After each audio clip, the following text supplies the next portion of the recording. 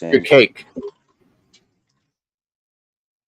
But Cake's not a third party; it's their own token. It'd be like having PulseX and getting rewarded in PulseX. We're talking about PulseX is going to reward in a third party token, incentive token. I was under the understanding that the incentive token was a part of the entire ecosystem. Is it just a placeholder for another token, or is it going to be actually an incentive token? There will be multiple incentive tokens you can stake in a single-sided pool on the PulseX side. You stake your PulseX there in whatever incentive token pool that they reward you with, right? They're going to be different ones, I believe, is how it's going to go. And so you just get that coin or those coins, whatever's the pool set up as. So this is a good topic right now on testnet. You're not able to single side stake at the moment on testnet. They did it like quickly, for like a couple days, maybe a week or two, I forget. But now you're able to still they're using the placeholder INC and PRT or party PTY whatever, and so you're able to pair up, like Pulse and the INC and Pulse and PRT, PT, whatever, to gain the incentive token. And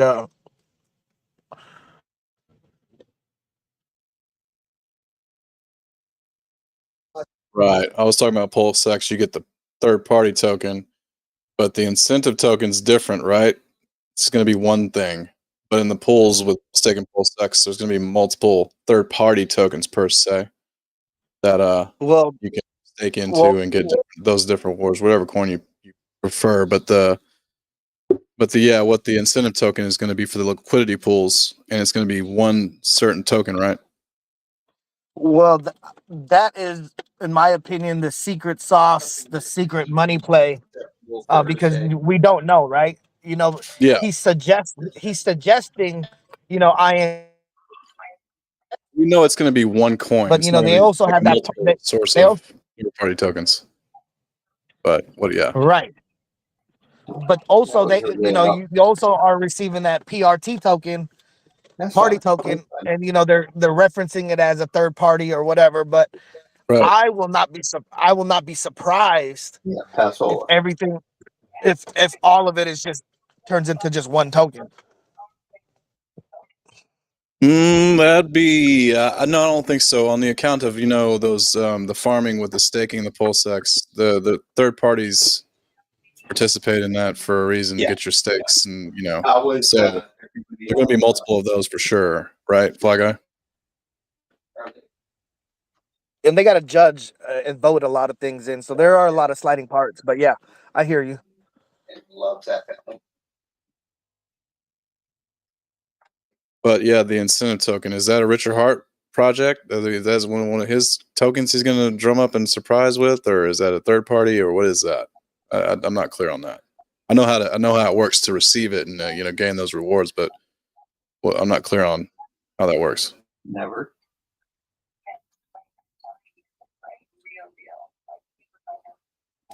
Like, we don't know what it's going to be, right? Who's making it, or what's what, right? Well, Richard did just reference that he's just using the ticker INC, and he's referenced that on the live, and he's saying that he is going to have a fifth ticker. If you ask me, but if you ask me what it should be, it should be PHEX. That would be the shit. They know I don't want to be there. Yeah, I mean, I would love that. He's on the phone with his girlfriend. Hey, open mic, you're on the Fly Guy? Are you on the phone with your girlfriend or something? Well, like I said, cat's in the cradle. No, I don't. I'd much rather spend quality time when we get together than I know what it's like. Let's hear this out. Projects, unless he gets muted, I don't think we have an option. There he does. Yeah. What do you want? Come back to bed.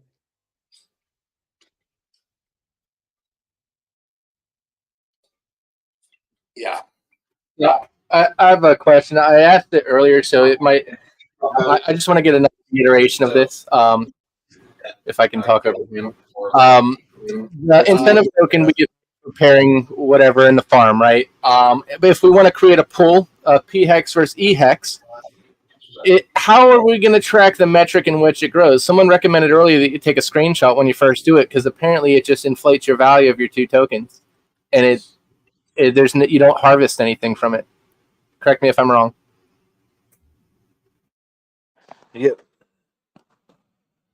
There's going to be many different ways from what I know. But when you bring up single-sided stake, that just means it's a pool. So you're for providing liquidity. So that's just one way. Single-sided stake on PulseX to gain INC. But there's other plays where you can use the INC token from there and put that in a farm LP pair. and gain LP pair, yeah. LP pair to gain incentive token, or we can use incentive token or reward token. So so that's the reason why people are going to want to hold the reward tokens or incentive tokens, because then if they don't need to cash out, they can just use that to gain even more rewards and pair it up with something else without having to worry about you don't have to worry about permanent loss when it comes to single-sided. I got you. Let me simplify that a little bit down. Okay, I'm bridging over EHEX to PHEX. All right, those two pairs. Where do I harvest? How do I track what's going on? Because the liquidity token on testnet, it's not really. There's nothing to harvest. Is it just increasing in value? Right. There is no single-sided stake right now in testnet. It only popped out like 2 weeks ago or a little bit ago, but there is no single-sided right now pools. Right now it's just I know. I'm talking about liquidity providing. Yeah. Maybe it's different than bridging. I don't have it open right now. I'll get back to you in a second here. So you're talking about farming, two pairs to gain an incentive token, right? Are we on the same page on that or no? No, I'm farming PulseX and the incentive token right now, and then I'm getting my rewards and incentive. I am then taking my incentive token, splitting it in half, and then providing liquidity for those two pairs. And under the trade and liquidity tab, where you go to add liquidity, but there's no way to really track the gains. Yeah, it's right there on the page. It should be with the pairs. It should tell you what your gains are, and you can harvest them and whatnot. Especially when you go and click in, like you hit the plus minus button or whatever, you can go back in there and add more liquidity and see your gains as they stand. Of if there is, any yields going on. I know some are like next to nothing most of the time, or some are better, but I don't know. So basically, when you harvest, it's going to say you earned 4 or 5, incentive tokens, and then you just have to do the, and then it's going to give you an APR of what was your percentage of what you made from that, and then so you have to do the math.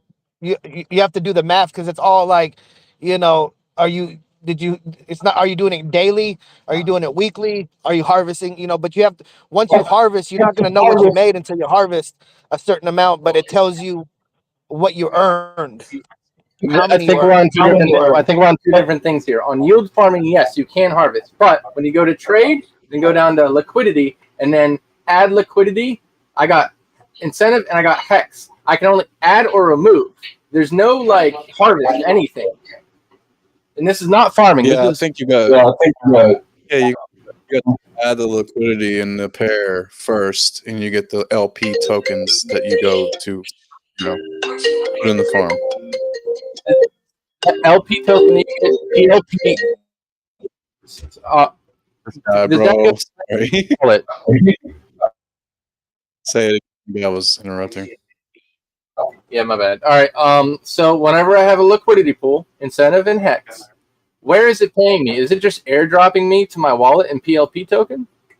Oh, right. Where you got your LP token, you put it into the appropriate farm for that pair, and there should be a dashboard, kind of like a plus minus there on that pair. I am not. I repeat, I am not yield farming. There's no harvesting. I am providing a liquidity pool. If you go to trade and click on yield farming, that dude's thrown through the damn window. Somebody mute this guy. If there's admin in here, can we mute Fly Guy? If there's admin in here, can we mute Fly Guy? Yes, please. I wanted you to see this. Do any of you guys have testnet open right now? I do not, but if you're trying to single-sided stake just on the PulseX trade area, it's shut down for now. So yeah, you can't even do it. They ran it for a little while. I'm not trying to do that either. I'm not trying to single side. I'm trying to create a pair of incentive and hex. Where do I read my text? There's no harvest button on these. There's only a harvesting tab on like the 4 that he gave us. Okay, I don't know if they had that set up. Then might be your problem. I haven't tried to that pair myself, but I've tried every other one that I can that I see on there. I've only seen like 5 different pairs. I haven't seen hex and whatever you're trying to do. Maybe it's not functional right now or something in the version that they got up. I'm not sure. Okay, that is making more sense to me. Thank you. Okay, yeah, you bet. So you can see the other 5 or whatever that are available. You guys had a great time, you know. I am. Yeah, you're cutting in and out for some reason. Let me see if I'm on the internet here. Hold on. Fly Guy, you are open mic. Hey, Fly Guy, shut that hoe up and hang up your damn phone, bro.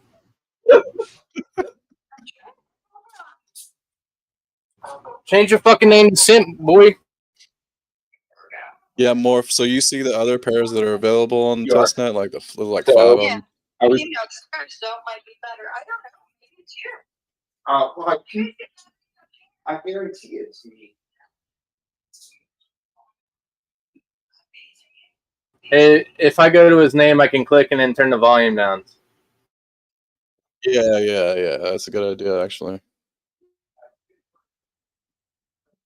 All right, so if I go to trade and liquidity, it gives you an option to add liquidity, find other LP tokens. So I would assume that would be the same thing as yield farming, but it's not one of the options, one of the dashboards, one of the 5 dashboards he has available yet. So I was wondering if it's just not made yet, or if it's operating differently. I think that's the case. Whatever you see there on the LP when you go to the farms. Yeah, I guess you can add them now or something, and then the farms are not live on the testnet. So I'm basically just not doing anything. It's not providing anything. You're seeing how to get your LP ready, though. Your LP tokens for that pair, right? And once the farm is up, then you can put that LP into it, I guess. But it's just really like just to test everything out to see how to do things. So yeah, I think that's the case. It's just they don't have the farm active for that pair. Hey, are you getting feedback from my mic? Are you hearing yourselves through my mic? A little bit when you leave it open, but most of the part, just mute yourself when you're not talking. 10-4, just making sure. You're good, buddy.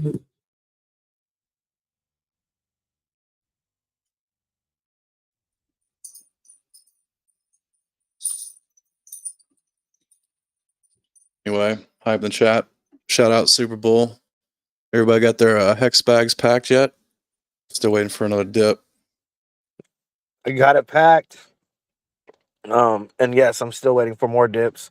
I think it's gonna go below. I think I already got orders for 6.2 and 8.2. Just in case it goes down that low. But I don't think 10 cents is the floor. It's gonna go under. It's just a matter of how much before it goes back up to the right. Yeah, I'm ready to catch a punt, bro. If they want to punt it off, I'll take it. Take over on downs. You know what I'm saying? Oh yeah. The last time it touched 10 cents a little bit ago, it touched it so fast I wasn't able to touch Oh, it. it got scooped up fast, bro. Yeah. Yeah. Yeah, but this time it was a weak little bounce, and I was like, "Yep, that means it's gonna go again." I was like, "It's gonna touch like 10 cents 2 or 3 times before it breaks through." We're still in a bear market. I mean, that's what happens in a Yeah. bear market. You go more down before you go up, and bounces are in the game. But I'm hoping that there's gonna be a market flip in the next 3 weeks, and we market bottom, bear bottom, and we flip the bear bull, and he launches Pulsechain. Yeah, bro. It's going straight sideways right now. It's on sale though.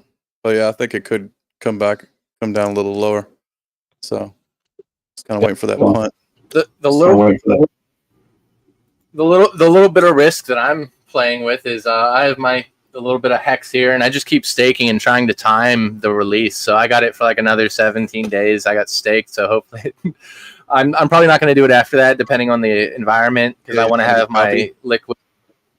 Well, I would like a copy of my staked hex and then time it right so I have liquid so that I could pair the two together. Yeah. And to be very clear for people that are new, there's like 59 people now and rising. If you're new, you're not late. If you haven't bought any hex yet and you're trying, don't wait. If you're new, you don't, you get in where you fit in. Well, you're already having an 85% discount already, from the all-time high of 66 cents, so, ultimately it's been a great buying opportunity. But yes, it can get better. If you have some dry powder, but I think this is the last time we'll ever see hex this low ever, ever, ever again. Once main launch happens, you're never seeing anything under 10 cents after main launch happens ever on both sides, ETH hex or P hex. George, you want some food? True. I'm just DCAing in. I caught it at 10 cents, and I'm waiting for, just leaving the rest to see if it dips again. If not, then, buy it on the way up.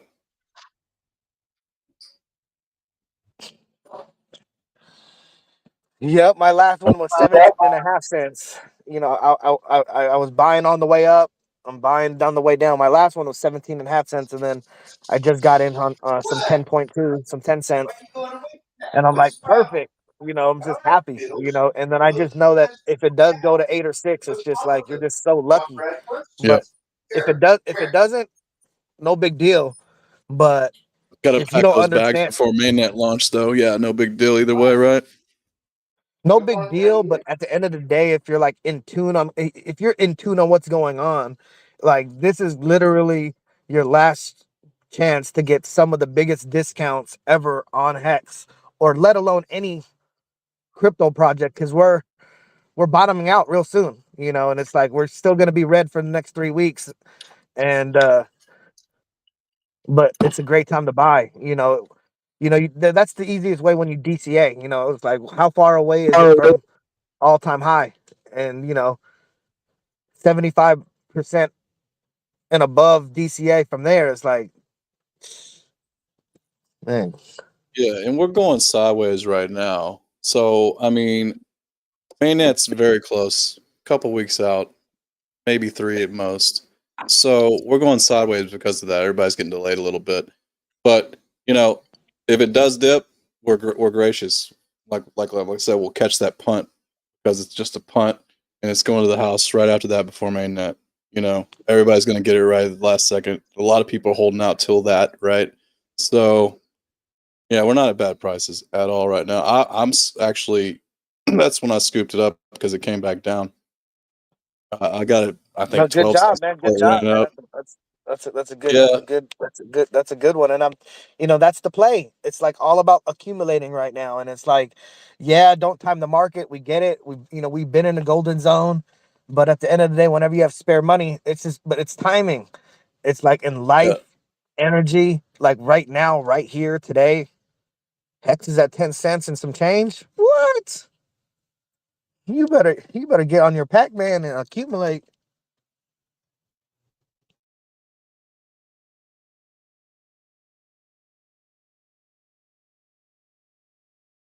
got any spare money right now, but you know, you got to stretch it out. Maybe you got some stuff in the garage you can sell, or some, you know, fishing poles or some fly rods. I don't know. You know what I mean? Fly guy, bro, you off the phone with your girl, man? We caught the whole convo. What's up? Yeah, dude. I'm sorry, man. Yeah, I missed out. It was a bummer, but my phone blew up. I mean, I'm sitting here. I was like, How'd you handle that business, man? You calm her down? Yeah, it's all. Tell her, baby, it's all okay. I'm just talking crypto with the motherfuckers, man. I wasn't trying to not look at my phone. What's going on? She's like, talking that shit again, man. Come on. You've been talking gold and silver and crypto and stocks and this and that and everything else for the last 2 years. And let me see the proof in the pudding. Sorry, bitch. I won't talk about it anymore, right?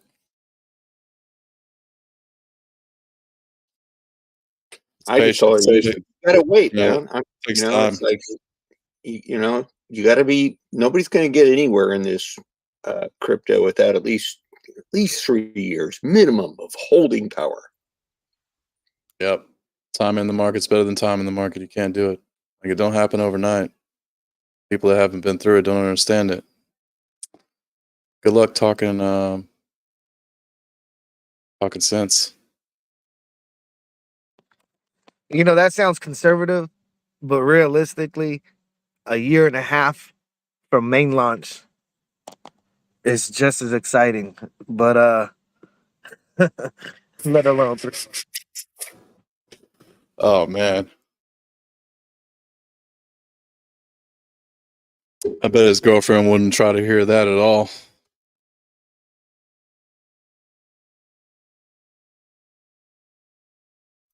Not my girlfriend, man. It's my wife. I've been married to her for 39 years. Oh, your wife. I figured if she'd be in the house with you this hour. No, she's up at my son's getting married. So she went to the what do you call it, a bridal shower. Okay. Yeah, I wasn't trying to get too personal, man. I'm just messing with you. No, You no don't have to explain yourself at all, bro. Just No, messing with you.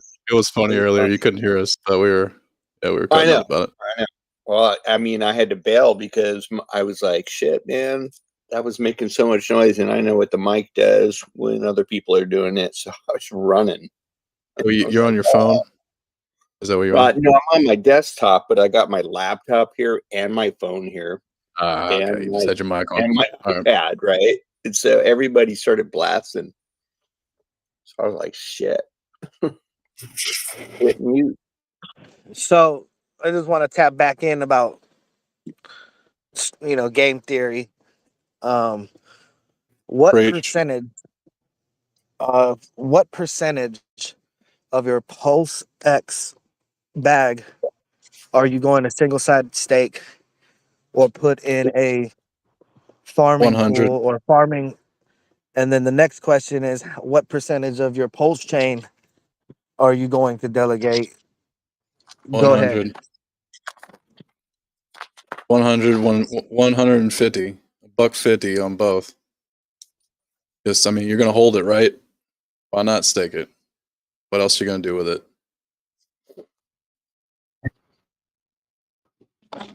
Anybody else want to tap? Since I missed the Pulsechain, I'm a little lit. Oh, sorry, turn my volume down. I will be trading 10% of my PulseX pre-bridge for Pulsechain, just so I have more than one, you know, and then I'll stake the rest and wait. If I'm gonna do anything, it's gonna be with my Liquid HEX, I guess, and then I'm gonna stake that and see how it goes. I mean, a little bit of risk and a little, you know, a lot of conservatism. Yeah, stake everything, right? I'm going to delegate 100% of my Pulse and stake 100% of my PulseX. Right on. Yeah, just stake it all. I mean, we're gonna be holding it anyway, right? So if you guys can go in detail now, what is your strategy? Why are you doing it? Go further. Go further. Accumulate, baby. Accumulate. I'm going to farm PulseX, compound daily, and use it to acquire more pulse. So let's go into more detail on that. So that's what I want to hear. So everybody talks about, basically receiving the incentive token. So what's your guys' strategy on that? Are you going to receive it and right away? Are you going to put it back in a pool to make more money? What percentage are you going to just cash out and buy more Pulsechain or PulseX? What's your, your game theory strategy? I'm only going to keep 10% of the rest. I'm going to sell for more pulse. One thing I would like to do is create a liquidity pool between the incentive token and HEX. So, because what am I going to do? I'm going to trade my incentive token for HEX, I guess. So, also create that liquidity pool that I'm contributing to. That's my, I guess. I don't know. Yeah, with the rewards from PulseX, whatever incentive tokens you decide to put into and whatever tokens you're getting, depending on, I would get a ratio of a certain amount I'd like to sell, maybe hold of that incentive token, third-party token, excuse me. And maybe, if I see value in that project, I'll be holding, a small percentage of that, but mostly probably selling 70 to 80% of it to keep accumulating PulseX. That's what a beautiful way to DCA if you're getting house chips to do it with.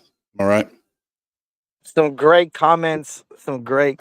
Keep going, guys, about this strategy. Yeah, if you want to tap in. I'm thinking, I'm going to do some of my my PHEX and try to get more pulse with my PHEX. Some of it. Yeah. I don't accumulate all around. But I'm hex heavy, and then PulseX all right, and PHEX nada. Or pulse nada. I think I'll just be looking around. I mean, we're going to be residually gaining those in third-party tokens and incentive tokens and whatever liquidity you want to break apart and like accumulate whatever is looking good or whatever. Definitely so how are you staking getting that. your third-party tokens? Third-party tokens are going to be through staking PulseX single-sided staking, and there's going to be certain third-party tokens that participate and reward you for getting in the pools of PulseX. There's going to be multiple different ones, so which there'll be third-party projects on the Pulse chain, and so you speculate whether they're going to do well, whether you want to hold them or sell them to accumulate other Pulse chain, PulseX ecosystem. Okay. So are these already opened up, these single-sided stakes for your PulseX? The testnet ran through and it only had one one single-sided stake pool for a third-party token, which was just kind of a testnet place token that was called PRT.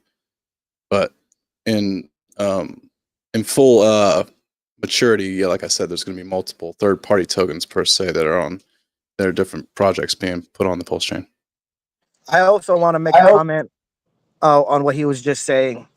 Like right now, you can pair up the PRT token with Pulse and farm it and be able to earn incentive token. You're also able to use INC and Pulse. So INC with Pulse, PRT with Pulse.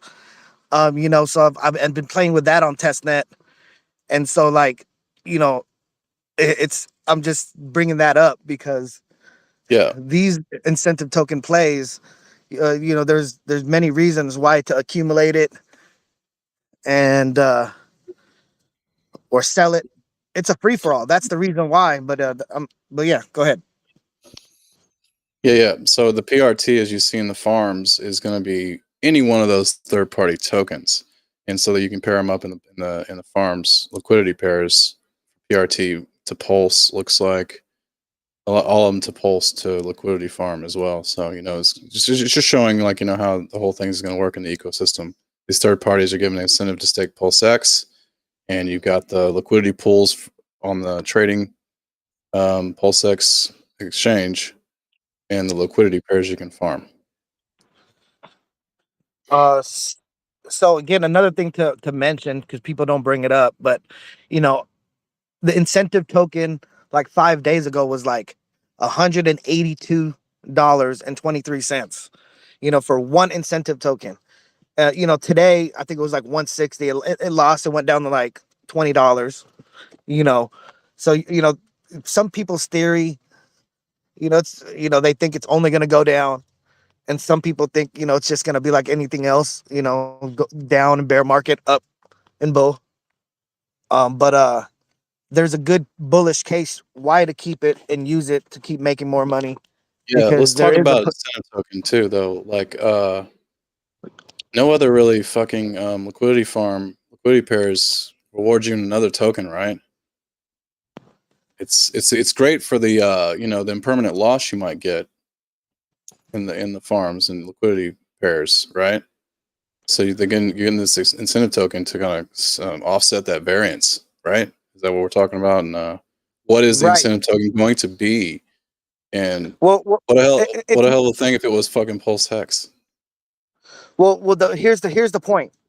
The point is, okay, let me just bring this up. If I'm pairing it right now, the incentive token, and by just using these notes, INC with PLS, I earned 26, and it was an APR of 276%. For however long I used it for.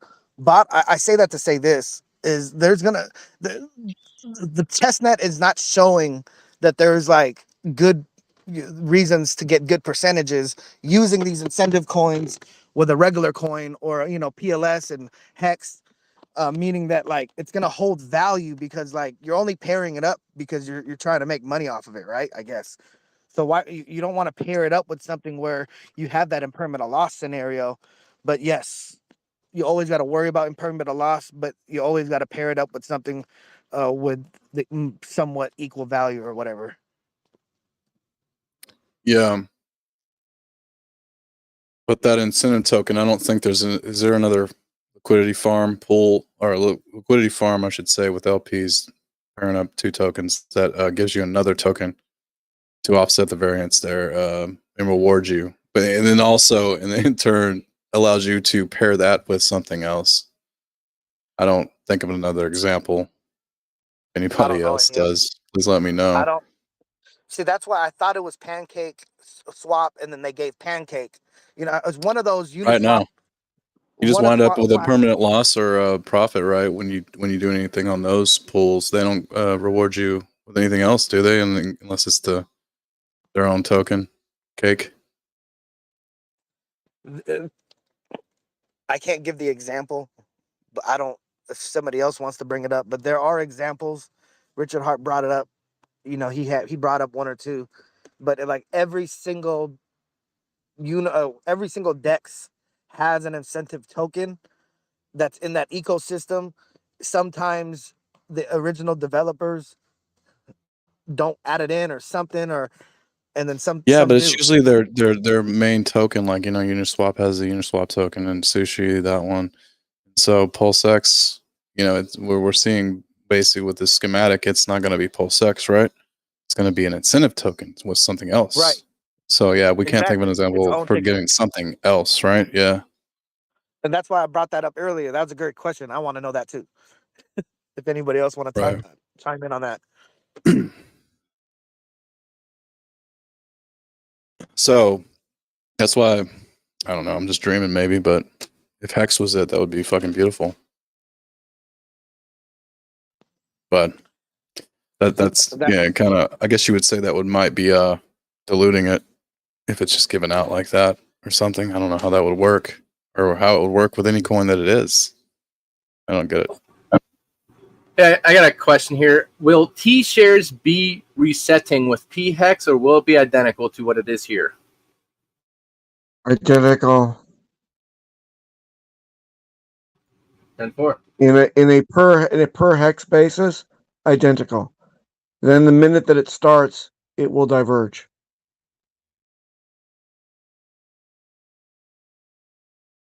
Really? Yes, it's a copy. It's a dead copy. Dollar value will not be the same, but everything else will be identical. I got you. Okay. Holders, supply, T-shares, everything. Because the stakes are the same. So So it in will other initially words- diverge, but will it ever gain liquidity? Of course. There's Okay. incentives to provide liquidity, and there's incentives to take liquidity away to play games. Absolutely, it's a free market. It'll gain and lose. Perfect. So T-share rate will be the same, but the price of HEX will be less. So essentially, it will be cheaper on PHEX. For the first moment, it'll be T-share rate will be the same. The minute that somebody starts taking ROI out, T-share rate can go up at a different rate than HEX on Ethereum. They are their own independent clones. Is there any reason or any metrics that would make the T-share decrease in price? No, Well, T-share rate in terms of HEX never decreases. In terms right, of but the dollar price of value, HEX, yes, the underlying asset may decrease in price, which could lead the T-share rate in dollars to go down. Yes, that is possible. Rate in HEX, never. 10-4. right on.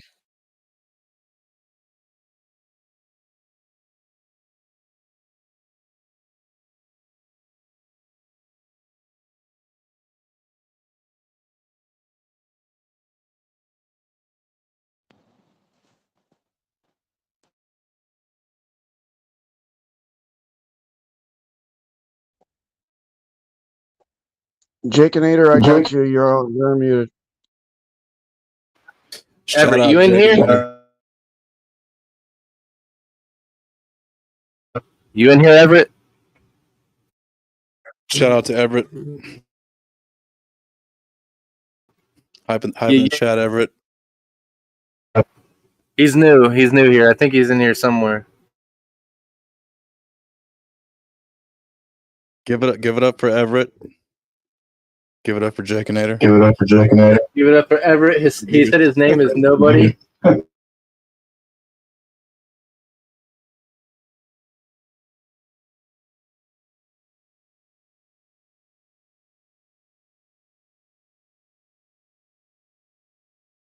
I'd like to raise a little awareness. Yo. Do you have something to say, Flacco? What is the value of our T-shares right now compared to where you think they might go? Well, you can go look at some historical data on a website of where they started and where they are now. Kind of forecast. Okay. Apphex.win. Go look at apphex.win. You'll get a nice graphic. Say it again. APPHEX.win.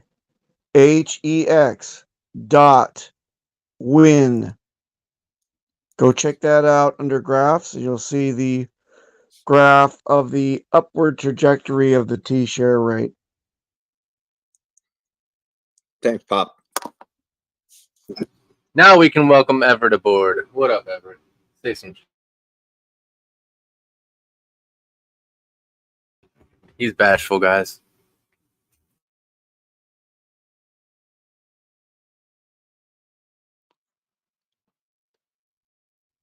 Oh, he's probably waving. He's waving now. I got him. What's up, man?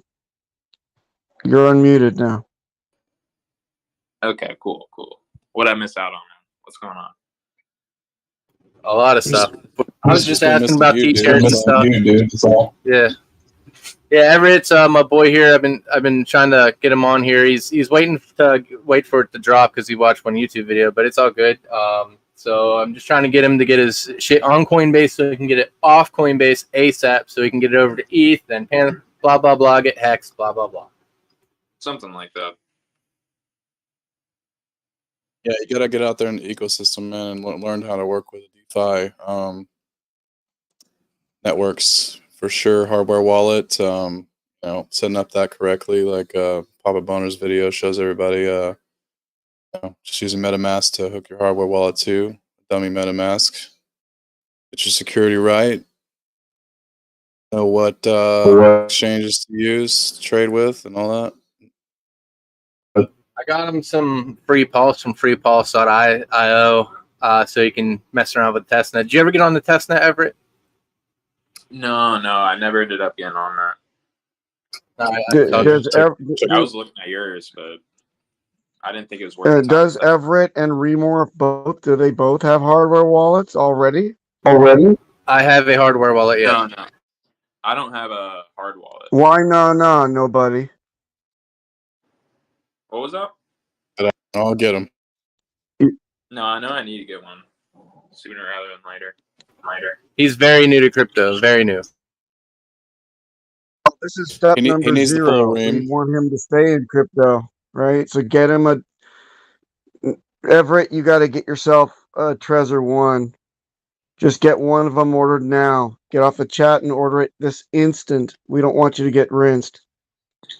What's the name of it? Trezor.io is a website. TREZOR.io. Go get the lowest one just to play around with it to begin with. You can get one of those or a ledger, but I strongly recommend if it's your first time, I think you should probably try the Trezor 1 model. It's the low end on the Trezor line, and you can generate a 24-word seed phrase and start your journey. It'll take 3 to 5 business days to get to you in the States, if you're in the States. Only order it from Trezor.io. Check it out right now. No time like the present. Shane, this is the same thing. Papa.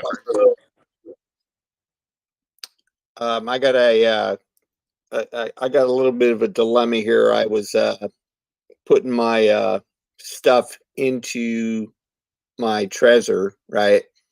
And I was following step by step with your video, and I think I jumped ahead of you like a step because I've had to learn a little bit the hard way and, like erase my whole wallet and start over and do that a few times. Yeah. And then I was like, okay. And I jumped ahead. And right after I had migrated my MetaMask, into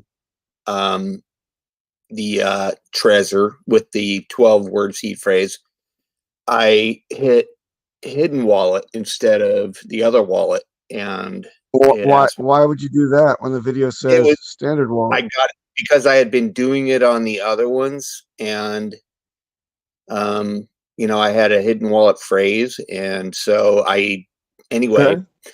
of a sudden I was stuck, and I was like, okay, I don't know what to do here now. So I froze up. I stopped. I tried to reach out, and I really couldn't get anybody. I even threw a bone at you, but you don't know who I am, so. No, I was sleeping. I'm in Japan. Oh. So look, if you get stuck, rewipe it again. Start from the beginning. You can always do that. Well, my MetaMask, when you got to that point where it's like, okay, go over here and delete this account. Yeah. I did that. And no problem. Your seeds are still okay. All your tokens are alive and well on the blockchain, and your key to them is your 12-word seed phrase. You got that written down. You can do no wrong.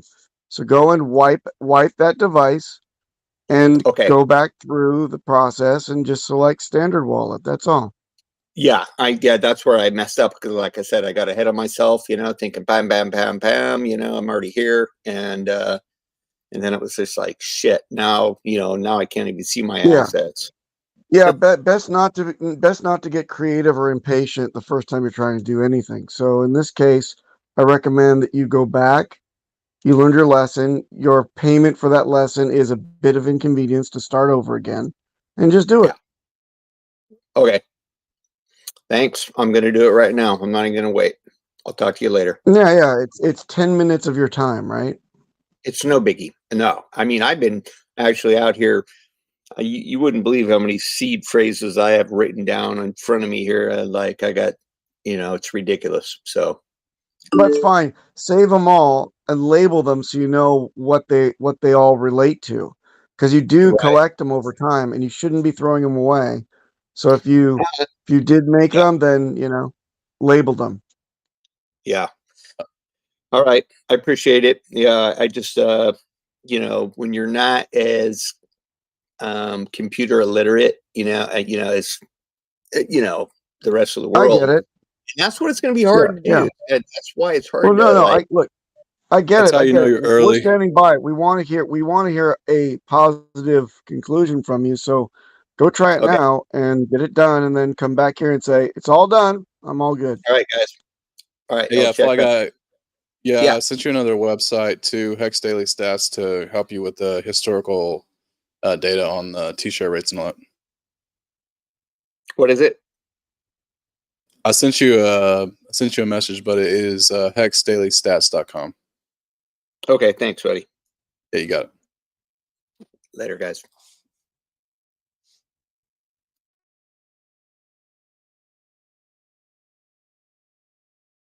So, does anyone have any fun purchases they'd like to make with their Pulsechain or PulseX bags once they pump?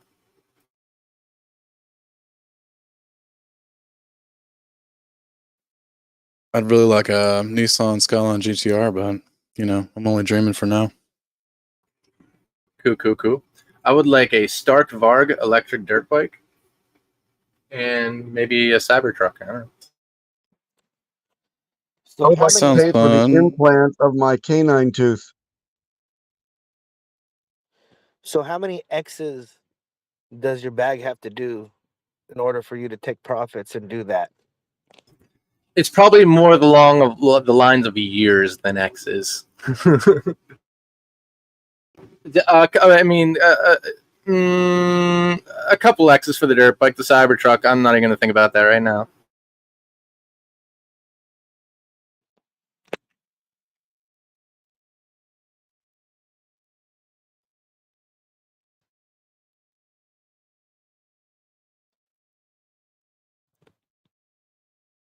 Stark Varg's like probably 13 grand plus tax, 15 probably. Yeah, on the real, keep it $150, keep it 150%. I just want my money to do better than it does in the bank, and that's why I'm here. Really, that's why we're all here. You got money. It's not doing anything. The money market's don't do shit for you, right? What are we doing? Hey, here's a question. So Richard has his trifecta, his little ecosystem here: store value, Hex, Pulsechain, PulseX. Yeah. What is the money that we're going to use? The shit coins. Should we be? If I buy a Tesla, should I use Pulse Shiba? You know what I mean? What coin are we going to dump on to spend? Well, it's just the nature of the market, man. People punt it off all the time and take their profits, and people pick up that punt, and we keep on running with it. Yeah, it's just speculation at that point and timing, I guess, if you want to say. But I guess what I'm staking products long term are always good. I guess the real question I'm asking is, the 3 coins that he has all have store of value, right? Well, we're going to need a shit coin to spend our money. So, I think that's where the third-party tokens come in, where we're talking about PulseX staking, getting those, and the ecosystem as it builds, and, just like Ethereum and all the ERCs that we, see come and go, and people punt this way and that to jump into, more stores of value and jump from pad to pad, right? And also to add, if you think you're gonna, buy a Lambo with a shit coin, that's crazy. So if you try to buy a Lambo, just know that they're only gonna accept Bitcoin or Ethereum. You would think, right? I haven't done it before, but right, those would be the first to be accepted, right? So you're gonna have to cash out something, for Bitcoin or Ethereum, just so you can make the cryptocurrency, transaction per se. Yeah. Right. In that instance of transaction, you jump into a coin that you could facilitate that purchase, right? So it's all a matter of utility and what coin you're messing with and what your goal is, right?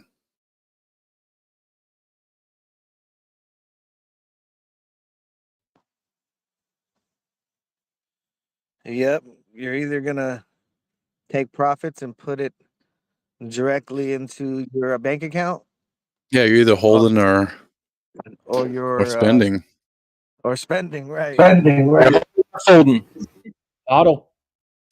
Hodling right now in the bear market, right? That's why I started looking onto Hex and what do you want to hold? Something that's going to gain you yield, and what else do you want to even put your money into? That's the projects that are launching, getting in the ground floor. So that's why I'm here. We got all the things for anything right now.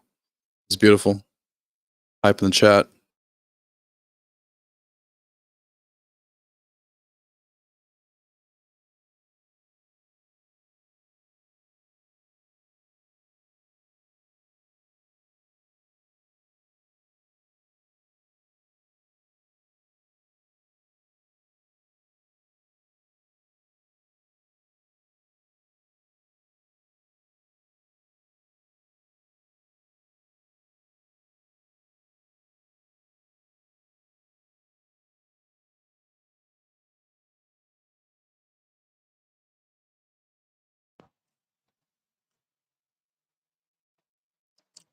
There's a lot of people unmuted.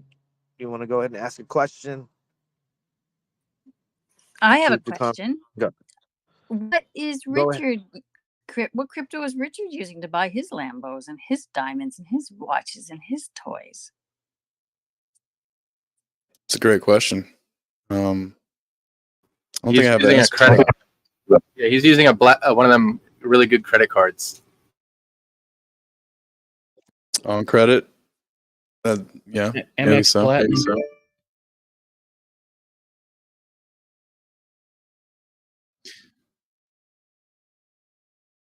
He's got a whole bunch of BTC and a whole bunch of ETH to dump before he would ever think about ever touching any of his hex. And we can see that on chain. Oh, he's still holding that stuff, huh? Oh yeah. Absolutely. He mentioned it on his video. Are we referring to the OA wallet? No. Oh, yeah, he's been mining Bitcoin since the beginning, right, Papa? Correct. And then he got turned on to Ethereum, so he's got a truckload of both. He doesn't have to touch anything.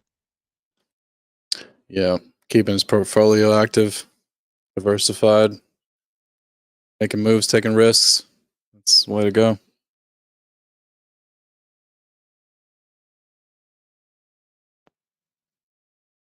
Good question, Lico Dash. You got another one? No, I will do a shout out to Papa. Thank you. I've got both my treasures going. Fantastic. I got it all dialed in MetaMask. But what I haven't done yet is tried to use it with crypto.com, my wallet with them. I don't know if you'll be able to do that, but take a look. I don't know of anybody that tried to do that. Do they accept hardware wallet connection? I don't even know. I just barely got it over into the wallet, knowing at least it's something, because I was going to send it over to MetaMask and the fees were high, so I just threw it into their DeFi wallet. But it's very confusing. I think I sent it on the Chronos. Yeah. network. Do you even own the keys to that? Yes. To the Okay. DeFi wallet. It's a yes. soft wallet though. It's a soft wallet. What you want to do is get that off of there and put it on your hardware wallet for long-term hold. Do not leave it on there, please. Yeah, Also, it's just not a good thing. Please put it on your hardware wallet. If you're a hardware wallet user now, be a hardware wallet user. Yeah. Now I moved it off of their site or whatever and put it into the DeFi wallet, just the ERC20 stuff. But they have like that belongs in your hardware wallet 100%. Yeah. So it's not straightforward how to get it, I guess, back over to Simple send, pay the gas, send it out to your hardware wallet. Yeah. No, I'll do it this weekend when I see it drop again there. I think it was low not that long ago. I got the gas app here. I'll be watching for that. I just got to figure out how to get it back over. It's not a good user-friendly site. Once you get it off the DeFi wallet, it's not straightforward to get it out of the DeFi wallet and into your back into the crypto.com. whatever that is. No, don't send it back to crypto.com. Can't you send it out to your hardware wallet directly to the address? I don't know. I went on my phone. I don't want to be using my phone anymore to do it. Oh my So, God, no. Oh, right? no. So Get her, Papa. no, I know. Yeah. I'm not. I don't want to use my phone. That's why how I was doing it before was on my phone. Now I haven't. It's just sitting in the wallet that I have the keys for, but it's not the Ethereum Yeah. network. I use the Chronos network, and Okay. All now right. I don't know. Lyco Dash. Yeah. Lyco Dash. Repeat after me. I'm sending it to my hardware wallet. I'll figure out how right now. Yeah, I am. Yes. Nothing more to ask unless you're stuck. If you're stuck, we'll help you out. If you aren't, you know what you got to do and when you got to do it. Yeah. I'll look it up here and I'll see if there's some. I went on to the Telegram group, and that is a terrible group. There, you can't even ask for help because you get bombarded with spammers. So Sounds right. I'll figure it out. I'll get on here and start asking some questions. I just felt it was better. It was one step better because it wasn't on their system. Hold on. I figured it was one step better. There is no one step better. It's either good or it's theirs. It's a DeFi So get it wallet. on your hardware wallet and it's yours. Yeah. I have a question about staking. Can we talk about that on here? Of course. So, is there a website spreadsheet, whatnot, just when you start to fill in the blanks? I've made 2 stakes, and I talked to you about this before, Papa, where I had to keep my old address because I had staked before I got the hardware wallet. That's all fine. But going forward, is there an app or somewhere we can go and see how to start to fill in the blanks? Are we going like I Yes. did do a 10 and a 15? Go to apphex.win, APPHEX Oh, I dot hear you. WIN, Okay. and put in your public address. It Yeah. will populate and it will create a graphic. You'll be able to see where your blanks are Okay. and how you can plot your staking ladder, if that's what you mean. Nice. That's exactly what I mean. Because and does it give you some hypotheticals? Does it tell you? No. No. Look, if you drew a timeline, you'd be able to figure that out. If you saw it in front of you, trust me, you'll be able to understand how to plot it out. It's a timeline graph with little spikes that represent each one of your stakes. It'll show you in terms of the mass or the volume of each stake, the timeline, and where you are on the time frame in terms of 0 to 5555. It's very user friendly. It's community built. You just put in your public address, and then it'll populate. And you'll love it. Right. Okay. I'm here now. It's very basic. I just landed on it. It's a pink hex. It's basic now, but when That's you okay. pop in your public address, watch what happens. Okay. it looked a little like, okay, is this cool? All right. So then I'm gonna connect It's probably still loading. It's probably still. Is it like little graphic is still spinning around because it takes a while to load? Yeah, no, I No. think you got to click on one of 3 options. One's charts, right? Is that what you mean? Go into charts. It's asking me, it says charts. One says hard hex for treasure, hard hex for ledger. Oh yeah, right. Hit charts. Charts. Yeah. Okay. Thanks. Okay. I think Hodl Dog. Yeah, he's been on this a couple times, I think. Yes, he's been on that since since its inception. Yeah. Yeah, and you put your wallet into stakes for account and search it. Got it. Public address. Copy paste. Yeah. I just got to open that. And then hit the little you hit the magnifying glass to start the first one, Mm-hmm. and then you paste in the second if you have multiple, and hit the plus button so you don't lose the first. It just adds on all of them. Yeah, I don't. I just have the. Just have the one, huh? Okay. I just have the one. Try that out and tell us what happens. All right, I'm just gonna copy my.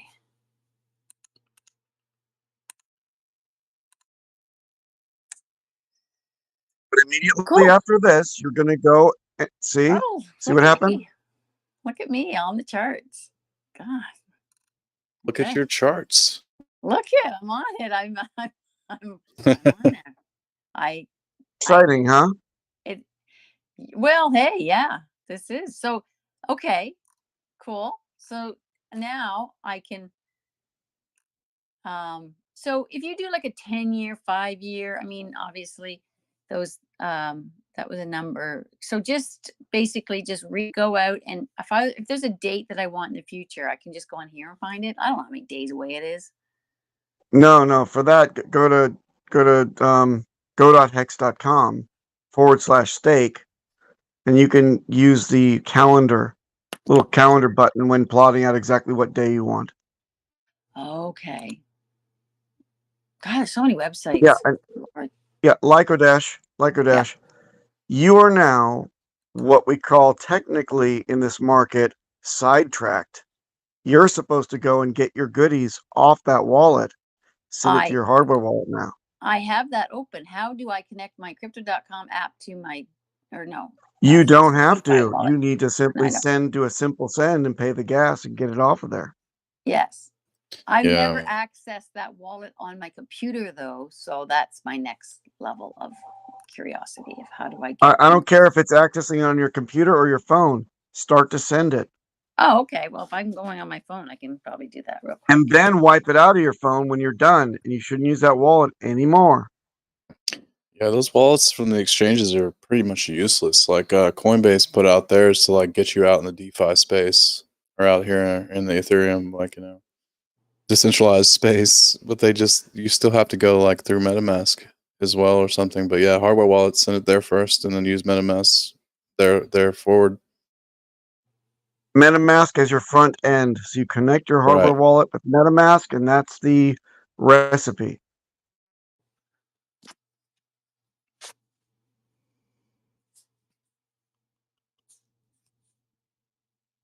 Yeah, because you don't even have your like the centralized exchanges wallets, Coinbase wallet, Crypto.com wallet.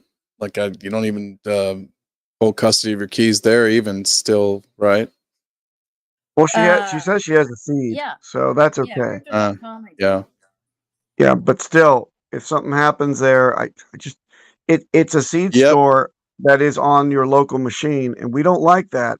So do a simple send out, copy paste the address of your public address that you just were playing around with apex.win, and start sending your ERC20s to that address. Get it off that wallet and onto your hardware wallet. So this is the question then. I'm there right now, but I can't send it because it's not on the Ethereum chain. It's on the Kronos chain. Well, it's not Kronos chain. I got nothing, man. I know that. See, when I put it into my wallet, it said, do I want to send it on the Ethereum network or do I want to send it on the crypto? Oh, and you chose Kronos because it was cheaper? Is that the deal? I don't even know that I was paying that much attention because I was on the crypto side. It's always it's key, man, to pay close attention and read everything that pops up, because this is your money and you're the bank.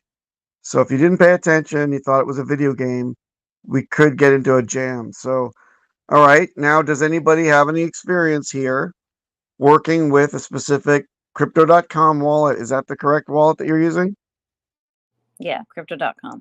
Okay, the crypto.com app wallet, which is not the exchange wallet, but it's a DeFi wallet that you've ever sent by accident on the Kronos network to that wallet in order to be able to back it out and then, get it back on the ERC, back it on the Ethereum network.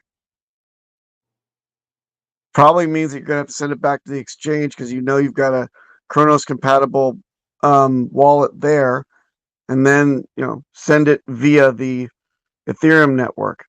That's my guess, but I cannot be the only one to give you that advice. Does anybody have experience on Crypto.com DeFi wallet? Negative. I've used it. What about it?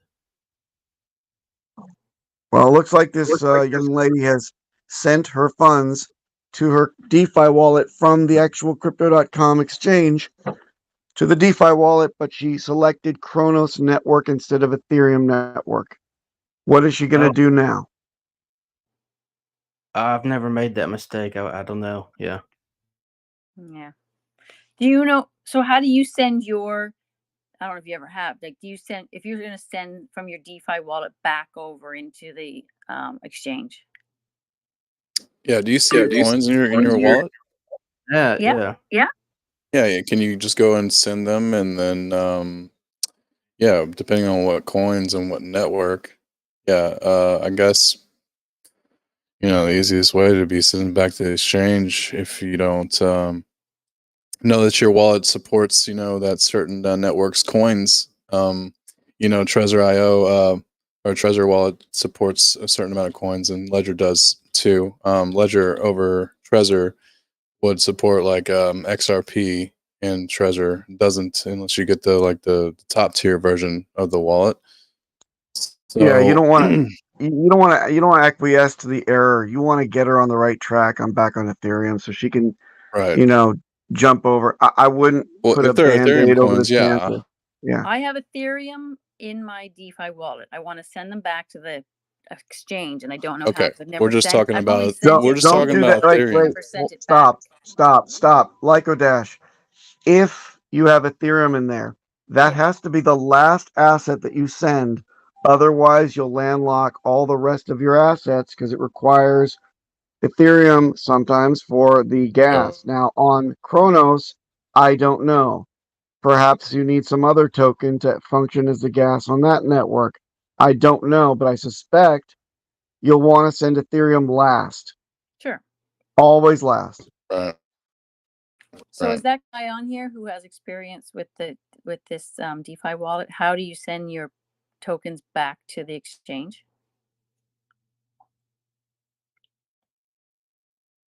Use the crypto.com deposit address to send them back over.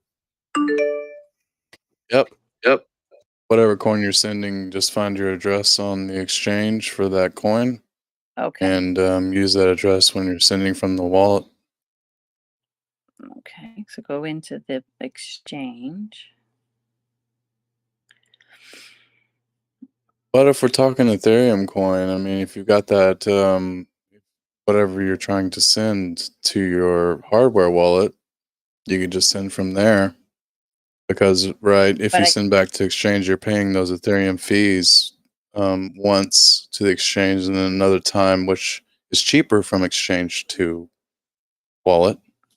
So you might be able to just send to the wallet. Unless it's effectively Depends on the wrapped on coin. Kronos, and we don't know. Depends on the coin you're sending, yes. Look, Lyco Dash, send a test, a little bit of one token, bite your lip for the gas fee, and just send it over to make sure it gets received back on the exchange, please. Yeah. What coin are we sending, though? Well, I was gonna send my Ethereum back over to the exchange because I sent it on the Kronos network, so I thought I'd send it back to the exchange. But I'm gonna wait and I'll send my Polkadot over or a bit of that over or something like that, just to understand. Yeah, Polkadot is not on the same network though. No, I'm Polkadot's just on its own practicing network. getting it back into the exchange. Yeah, I get it. But Polkadot's not going to be something that gets copied or is compatible with anything. But yes, it's an asset that you care about. Send that over to the exchange first because that doesn't require its own gas. So you don't need to have any Ethereum. Start with Polkadot, send it back to the exchange on whatever network you got. But that's a different network completely. I know. What about my Dogecoin? Dogecoin is its own network as well. ERC20. Hold on, I gotta open No, my Doge is not on ERC20. No. Oh, really? I thought it was. I thought it was too. No, it's not. What else you got? Let's keep going till I we have get an Gala. ERC20. The fuck is Gala? It's nothing. Don't even shut. I said it because it was on the list. Shush. And I have Chronos. So the Chronos is ERC20s. And I have Ethereum. All right, send a little dust of Chronos over to see if it gets received. Yeah.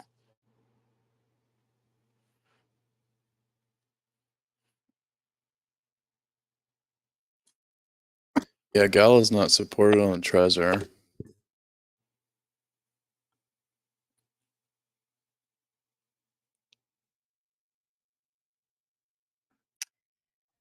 Okay, so I'm Go ahead in and my. sell all that crap and get back onto something that's a Richard Hart product.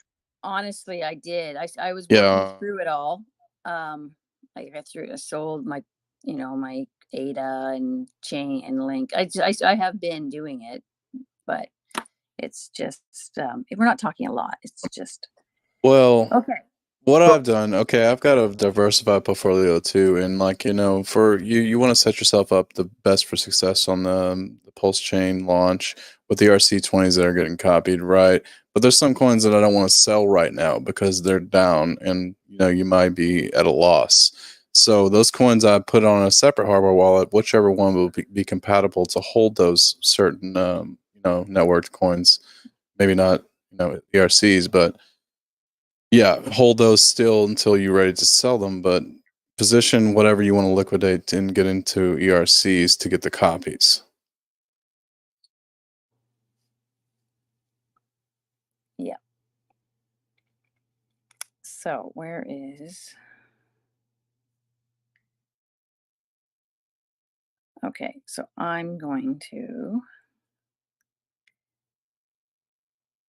So yeah, it's up to you what you want to convert and sell at this moment. Yeah, and we don't want to be giving you advice to be sending these tokens if they're not compatible with your hardware wallet and you don't intend to sell them.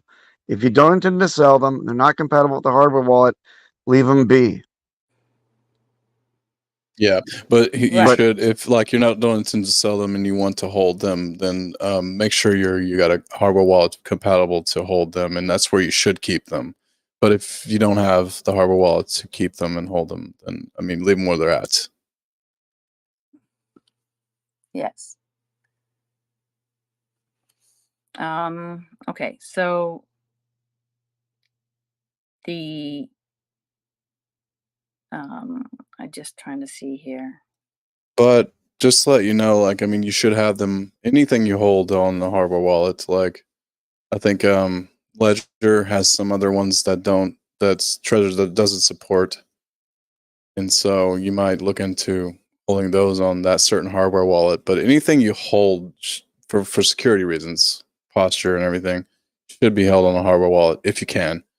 But if not, then you just got to realize that you're a little less secure. But inactive is better. No, Or a unsecure. lot less secure, a lot Yeah, less secure, and you absolutely. shouldn't.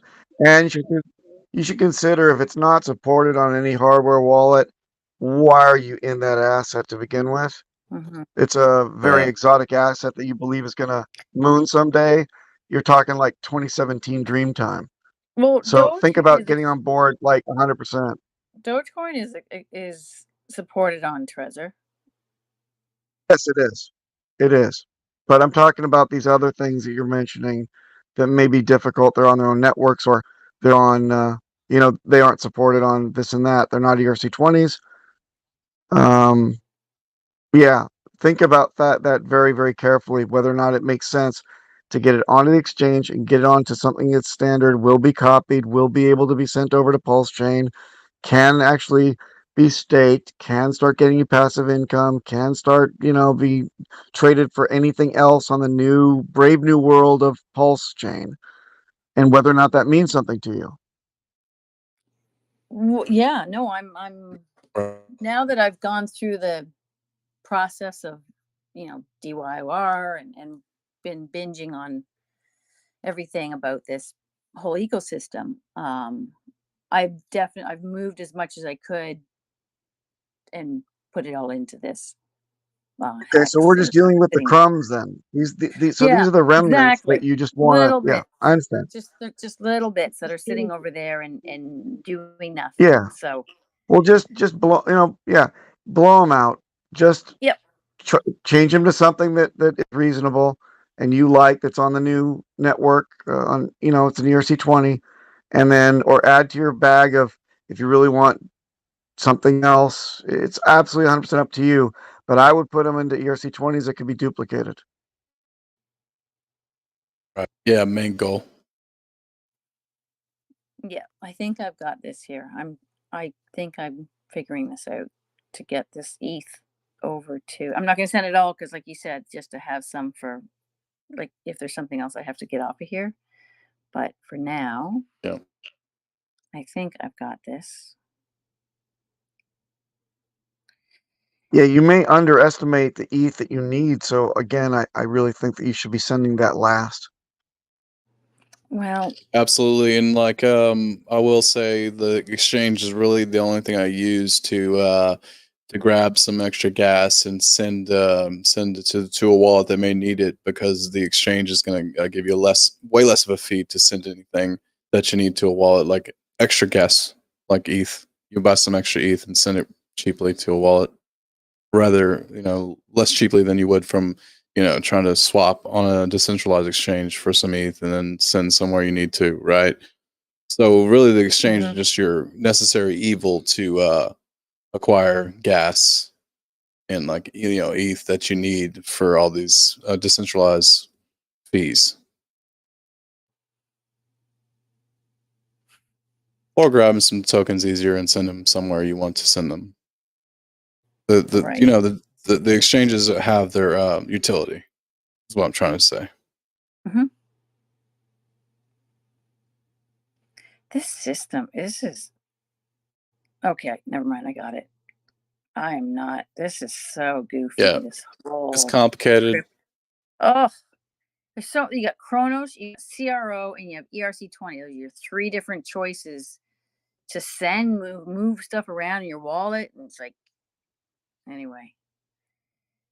That's how you know you're early, and you're paying the cost to get the front of the I'm line. trying to send some things. Yeah, no, I appreciate that. So I'm trying to send my Chronos, my CRO, back over to my exchange as practice, just to make sure I don't screw this up. But it's saying I'm sending it to an invalid CRO address. I only have one address on the exchange. Ugh. Chronos is crypto.com's Main token. coin. Yeah. Well, Like, I'm in why do the- you need to send that to the exchange? What do you want to do with it? Well, I was gonna sell it for X or Yeah. give it. Yeah, you could take that probably within that wallet and go to some decentralized exchange and exchange it.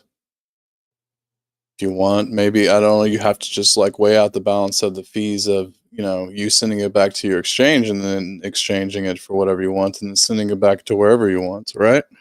And then base that and cost it against going to a decentralized exchange like Uniswap or whatever with your wallet that you have with crypto.com now, and the fees, the Ethereum gas fees to exchange whatever for what you want to exchange, and then sending it where you want it to go. So you have to weigh that cost benefit analysis on those two routes, and that's what the decentralized economy is about, is weighing the cost of the routing of doing what you want, what your goals are.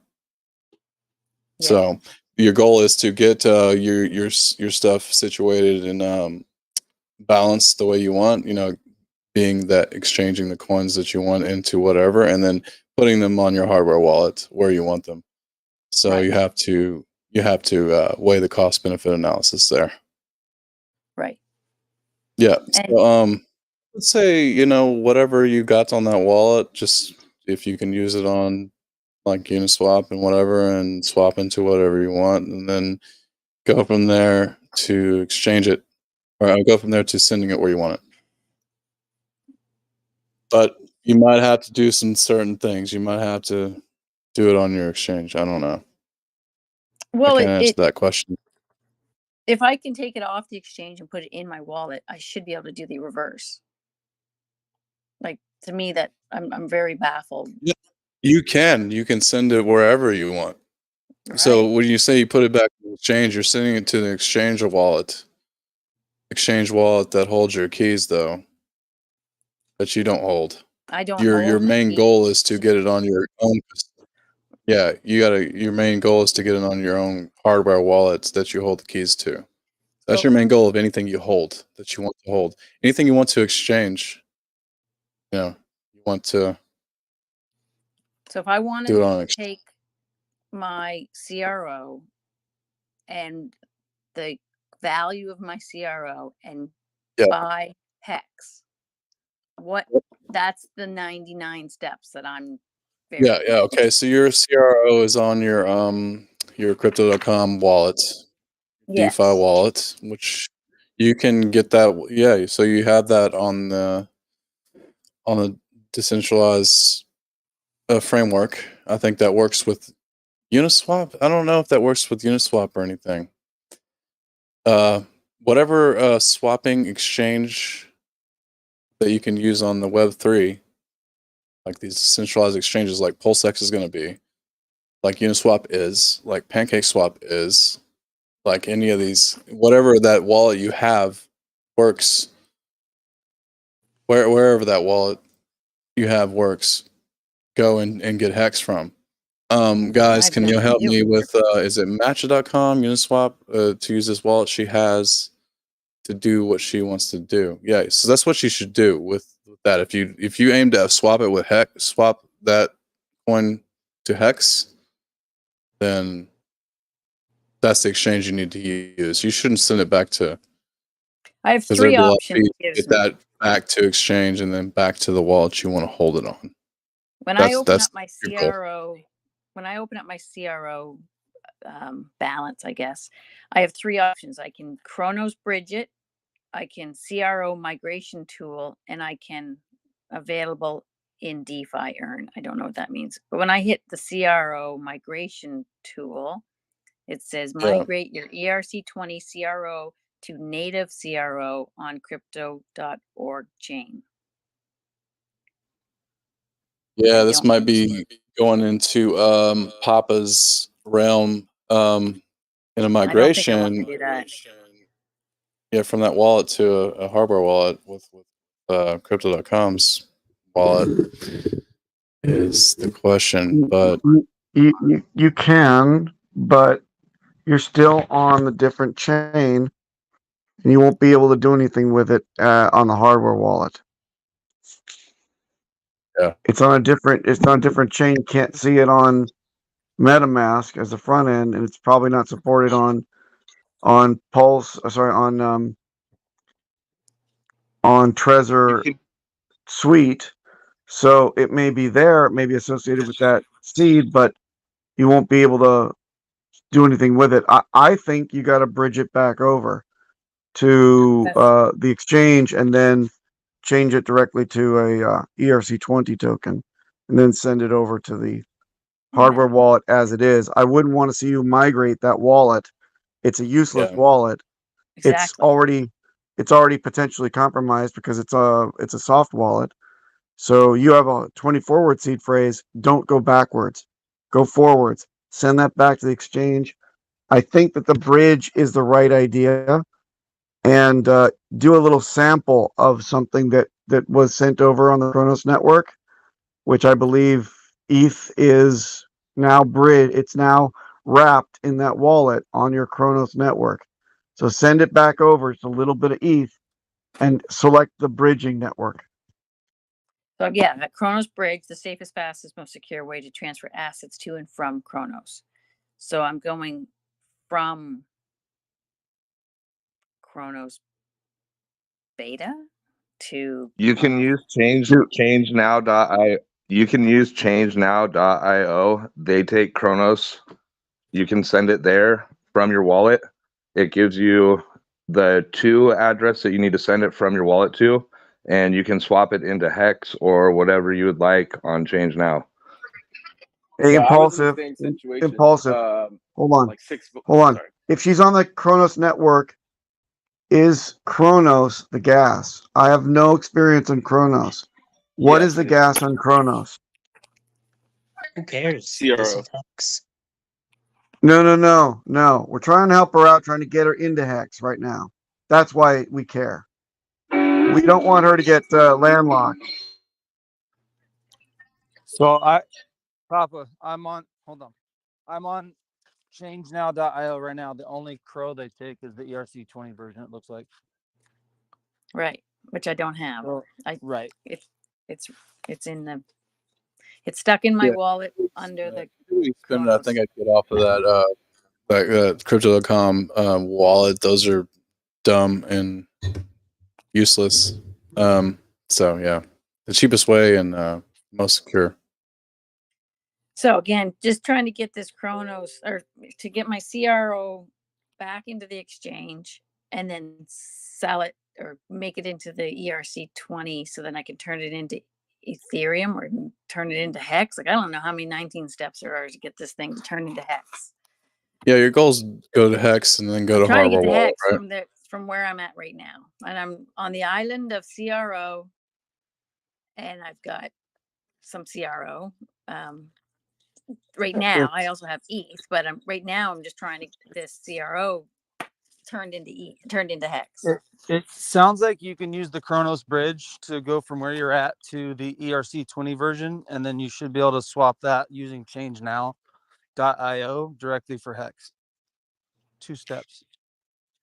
Right. And to send the ETH out of that wallet, you might need some of the Crow token because that is their network token. So that's what's used to pay their fees.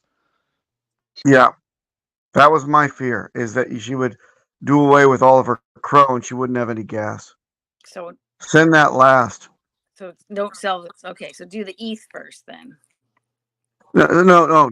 Pick any one other than the ETH and the Crow. What else you got? I have Dogecoin.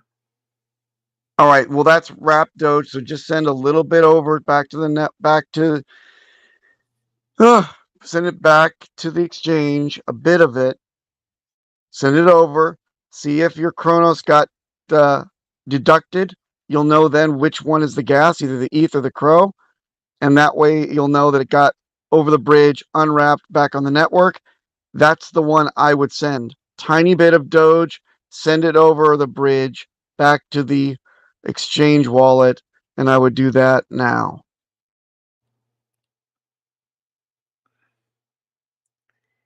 And write down how much Crow and how much ETH you've got. Write it down. I'm looking now. It's saying I have insufficient Crow to there you go. Crow is used for the gas. You have insufficient Crow. That means that you are landlocked. Your tokens are all landlocked now because you don't have enough gas. Well, hang on. Are we talking about like a tiny little shred of dust of Crow? Because if so, damn it, let's get this done. Yeah, you just gotta buy some more Crow on the exchange and send it to that damn wallet. I have lots of Crow. Can I say how much I have? No, I mean, no, you don't have enough. It tells you. I have enough for gas. Say it. I should have enough for gas. I mean, there's lots for gas. I mean, there's like a little gas meter on here. It says 15. I mean, I know that's Ethereum, but I hope to God you didn't bridge your Crow over, wrap your Crow on a different network that it's not native on, like wrapped ETH is not compatible as an ERC20 token until it's wrapped. You may have wrapped your Crow as well, so you got to buy some more to be able to have it in the wallet unwrapped to be able to use it. That's a possibility. Again, this is doing my head in because I don't like the Crow network. I don't like anything about this whole thing. I want to get this done. So does anybody have a bright idea to get this young lady's assets off of her damn wallet back to the exchange so that we can get on with our lives?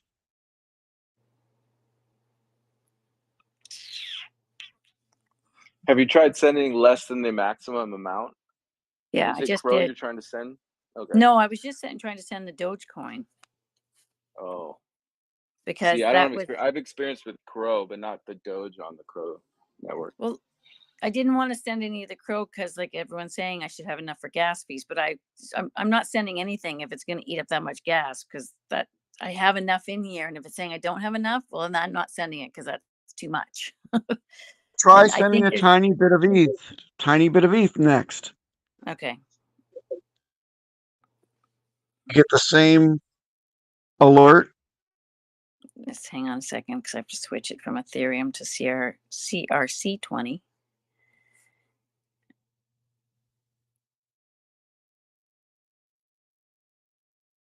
Why isn't it pasting my address? They have customer service, I think, like a live chat. They could help The you Telegram? too. No, crypto.com. On this app there is? Or in the exchange? Yeah, because I don't need to take up your guys' time on this, but it's very, very, it's just sitting there like just, this is better than the hex staking. Seriously, because I can't touch it. That's not what I meant. I was just offering another option. Yeah. So I don't see a chat on the wallet one. I'll go into the crypto.com one and see if there's a chat there somewhere.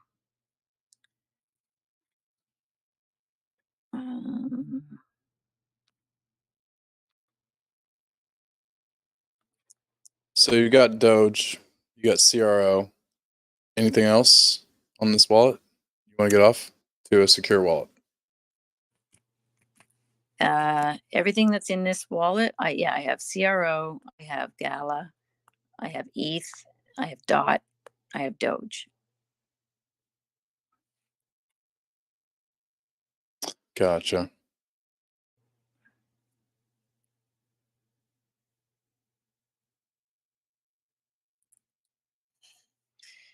So when I open it up, it doesn't tell me that it's wrapped in anything or that it's on any particular network. It just tells me I have it. So Yeah, and so what does the wallet tell you what network is on? What network is the wallet telling you have these coins on? well, I just curiosity, I just hit the swap button to see what would happen. And it's telling me that it's going from Chronos Beta, the Doge, to, and then I don't have a 2 in there because I'm not swapping anything.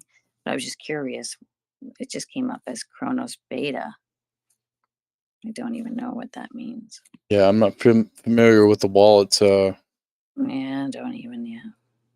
but there's a certain network that you see different coins on, you know, whether it be wrapped from another network. So it would seem, so I'm going through each one and I'm hitting swap to see what, and my CRO, it says crypto.org. That's where it's coming from.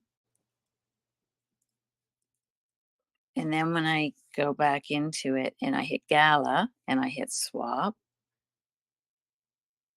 that's on Ethereum. So I sent my Gala over on Ethereum network.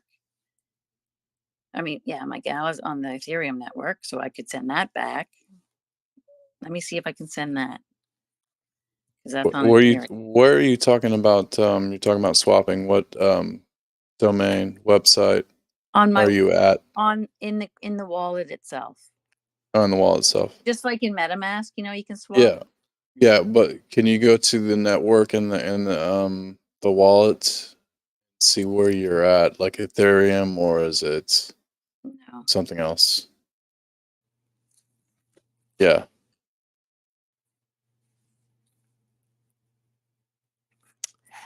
It would seem that I sent a couple of these things over on the Chronos Beta. And I don't know what that means. So I'm going to have to get through to support and end this misery for all you guys and just work through it. You shouldn't do that. Can help you if you want. Because It's okay. You can ask all you want. We don't care. So basically, just use crypto.com because you have three choices. You have like crypto.com, beta, Chronos beta, and ERC20 token.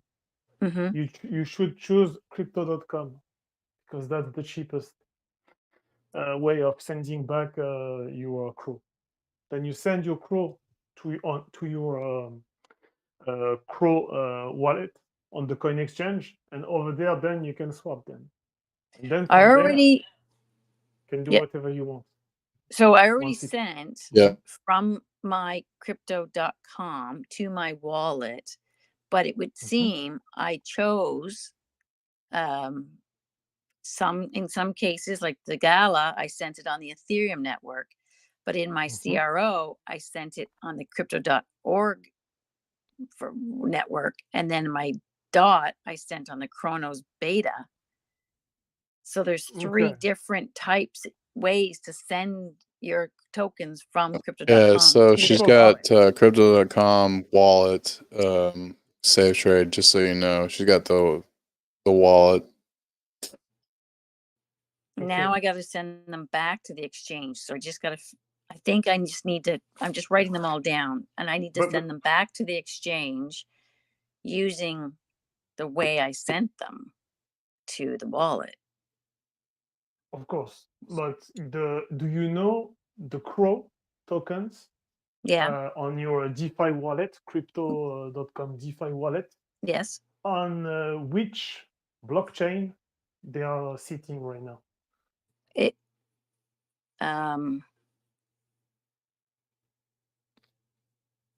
when you click on those Crow, you click on the send button. You have normally three choices, right? Right. It's on the Chronos. Okay. And can you choose like the crypto.org? Because you have Chronos beta, Ethereum, crypto.org. Yeah. So of the three, it says I have no CRO in the Chronos. And then when I hit ERC20, it says I have no CRO. And when I hit the CRO chain, I have it on the CRO. So you confirm good and well that when you click on the third one, which is the crypto.org one, then okay. So then you have normally two, and you have the recipient address with a memo, right? You see that normally. Okay. So then what you need to do is like you need to go on your you need to connect to your account on crypto.org, you know? Yep. And over there, if you go to wallet, you select Crow, you select deposit, and then you choose over there the crypto.org directly network. You will have like an address, and this is this address plus the memo that they will give you that you need to mention in the current window where you are right now. Crypto wallet. To go, yeah. So am I connect doing to your account? Yeah. So am I doing transfer, pay, sell, or buy? No, it's transfer. Transfer. It's a deposit. You know, Deposit. Like Yeah. because basically from your crypto.com account, if you select any wallet, anyone could send you potentially crypto. You see what I mean? So if you select Crow, what you I want to got do it. is like to I got to it. receive. Yeah. Yeah, I got the memo. Okay, perfect. I see. I had to hit I got to hit that crypto.org Yeah. one because that's the way. Oh my God, this Exactly. is just painful. No, it's okay. You just need Yeah, to. stay away from those fucking exchange wallets. They're just looking for more fees. Okay, so I've got now I know how to do my crow, but I'm not sending my crow right now because as Papa and another gentleman there, I can't see it because I'm not on the Telegram. I can't send my crow yet because I need it to send. I need it as my gas. But Okay, because for basically sending the other tokens. Yes. But The other tokens are on which blockchain? Ethereum or Chronos Beta or on which blockchain? Chronos Beta and Ethereum. So Yeah. let me reverse all this. Thank you. You're nailing it. Okay, I think I got Yeah. this. But I have a bad news for you. Because Oh, on the Ethereum, no, it's just I'm joking. On the Ethereum blockchain, you will need Ethereum as a gas key.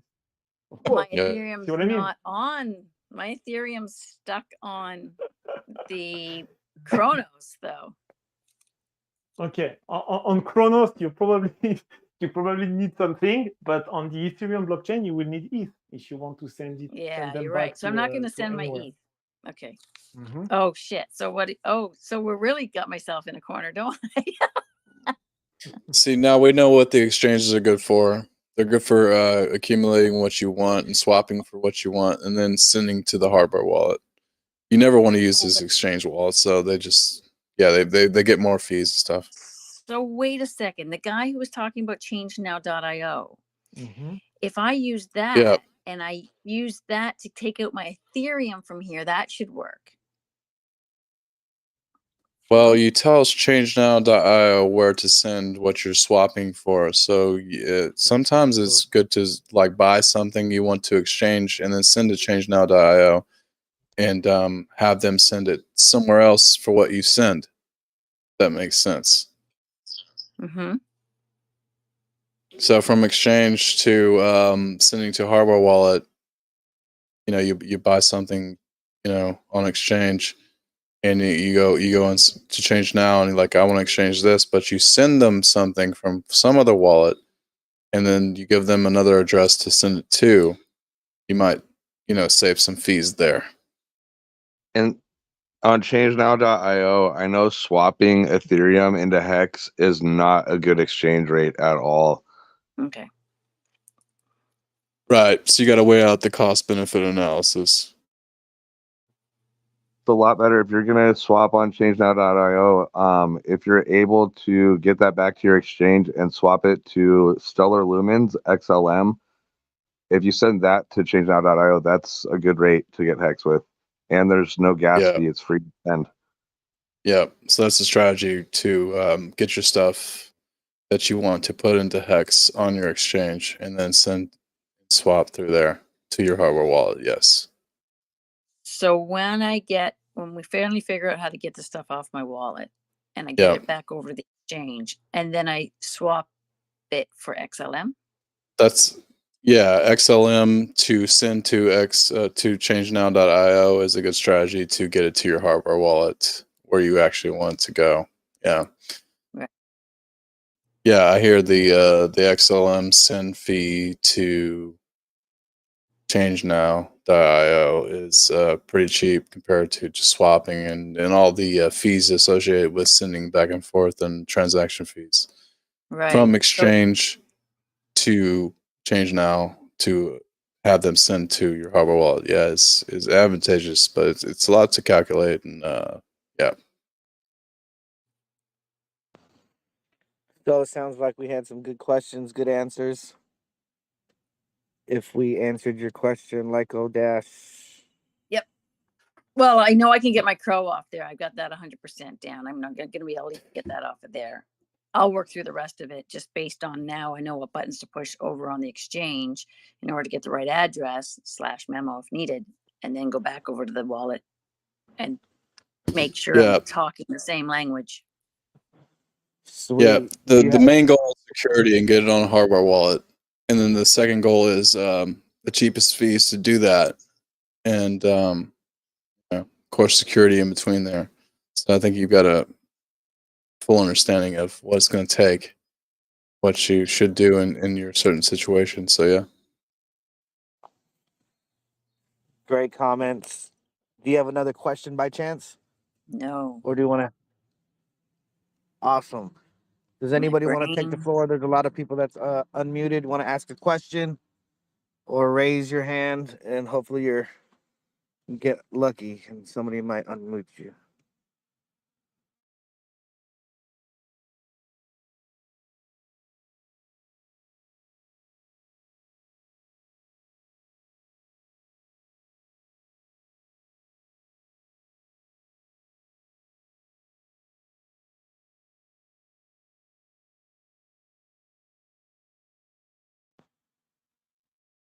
Yeah, these exchanges want to keep you wrapped up in their web. I witnessed it too from coming from Coinbase and everything too. But yeah, end goal is to get your own custodial ownership, and there's a lot of blockchains and whatever, and exchanges get in the way and try to take fees and get you wrapped up in their web. So But they dangle the carrot with especially up in Canada. They dangle the carrot where you can get your fiat onto it. absolutely, and it's confusing, but that's how you know you're early and you're in the right place. Like, figure it out. You're in here figuring it out, and it's going to be a lot easier for people later, but it's not easy now, and so you're here figuring it out. That's how you know you're early. So figure it out, situate yourself. You're on the right track, and you're in the right place. This group is great. Thank you guys. I've learned so much, and we're always learning all the time from each other. So keep it coming. Absolutely. I agree with you, Sudu 007.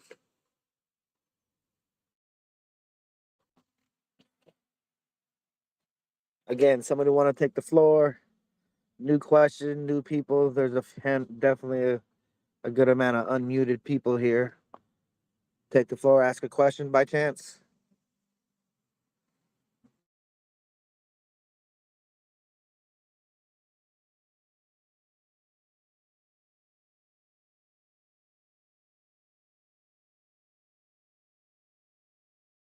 Yeah, just like her, I think anybody can relate to, a middleman having their hand out and these damn hurdles, loopholes you have to jump through.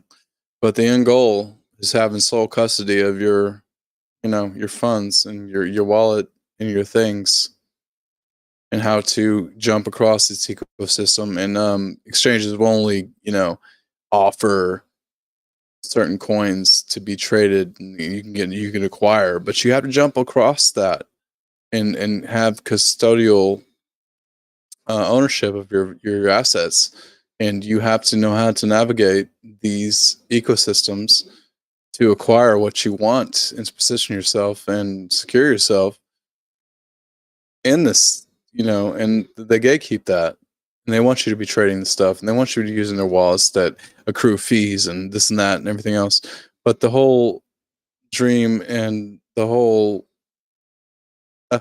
reason we get into this is to participate and be appreciated for doing that. So you have to learn, and we're early because nobody's learned this, and it's hard to learn. So you're somewhere where not a lot of people are, and so you're in the right place, knowing that you're going through all this stuff. So kudos to everybody that helps out, that contributes to this chat, that's here in this ecosystem and here at this project. With it's what it is, man. It's innovating. I'm glad to be here, and with all that, I say that to say this: we're in the right place.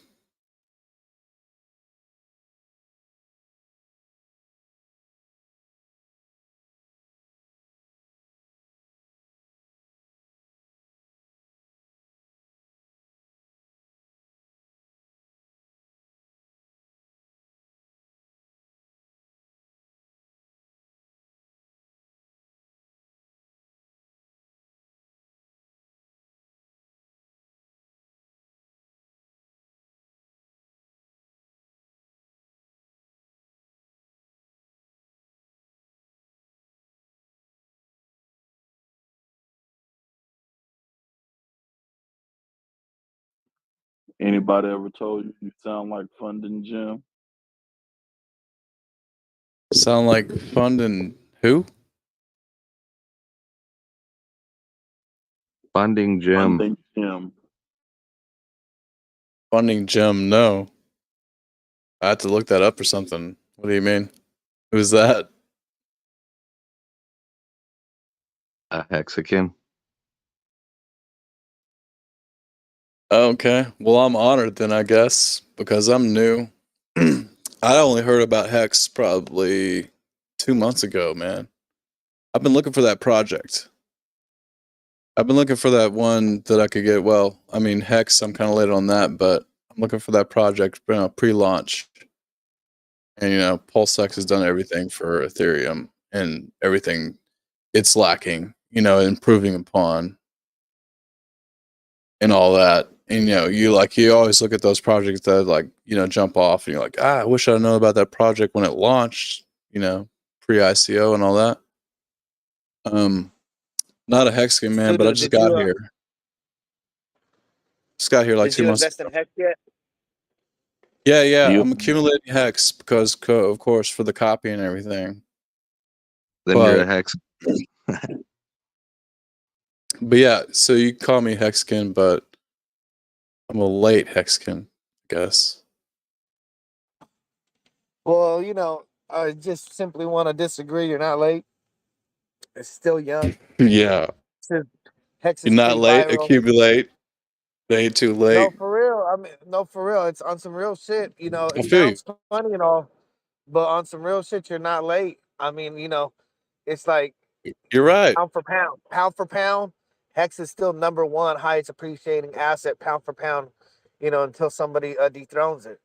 And so it's like, if you, that's the best way to just say it like that. Yes, and No you're still doubt. not late with Pulsechain or PulseX. Still, but if you care about what the price is 2, 3, 4, down the line, that makes sense. But if you care about what Hex price is, 3 months, 6 months, that part. No, but it's designed, to keep on being perpetual. So, yeah, it's not late. People exit. That benefits people that are still holding. I mean, that's the whole name of the game. People punt it off, just like the cycles in any cryptocurrency. People take their gains and they punt it off to the next. But at the same time, with Hex, you're holding Bitcoin per se. You're not getting an APY, but with Hex you are. There's benefits there. And while you're holding something, you want to get some APY and appreciate on the price appreciation as well. It's the whole, it's different. So yeah, you're never late.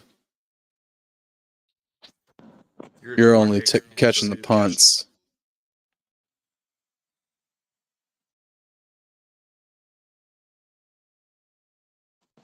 If you're That's buying my Bitcoin, you might be late. Absolutely. But you're not being late is my number one onboarding shit that I've been doing with people. It's true. If you're buying it at 10 cents and it could go to $5 or $10 within the next few years, definitely not late. No, definitely not late at all. Because the guys who are staking, people unstake. That means less people at percentage on the APY. Those people are still staking, get better, yield on their T-shares. And, more people that are buying and not staking gets better yield on the price appreciation. So, it's a beautiful thing. It's perpetual.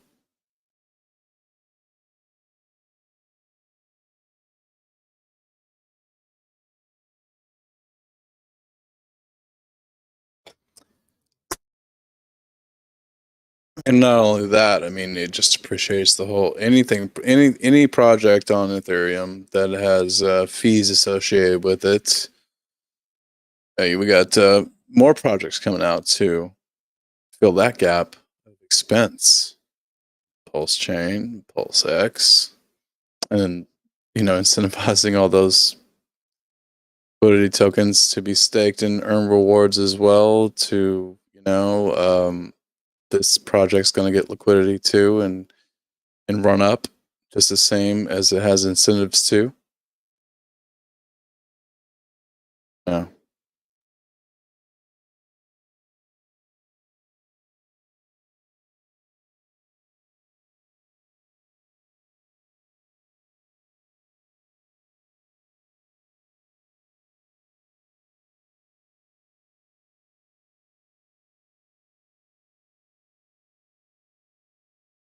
Did you sack for PulseX? I wish, bro. I got, like I said, I got here like 2 months ago, man. You just missed it. I just missed, man. I just missed. So I'm here doing my thing, what I can do. So feel lucky that you got that opportunity because I didn't. And feel confident that there's plenty of people out here that see the value. And whether you sacked and you want to take a quick profit or whatever, but I see as me coming into it right now, this is what I've been looking for, man. It checks all the boxes for me. Checks all the boxes for me. Improving upon Ethereum gas fees, transaction history, or transaction,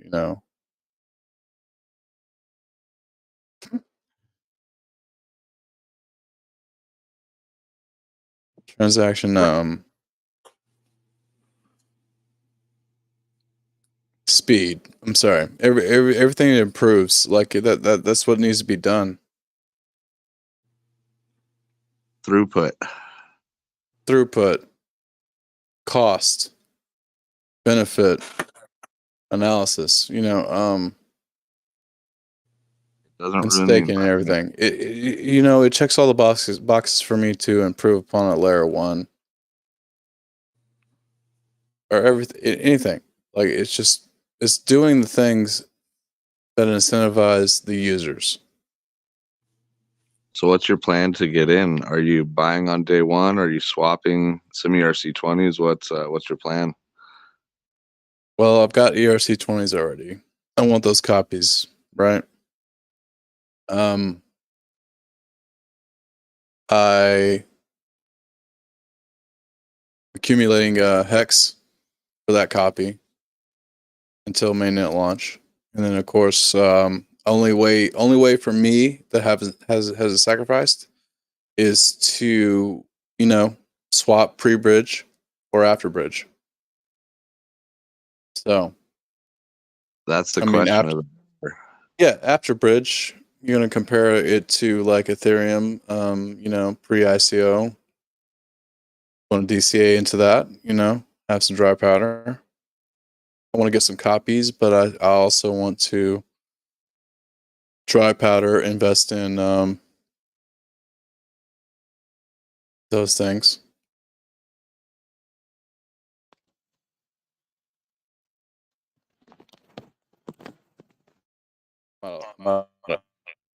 Lost my connection.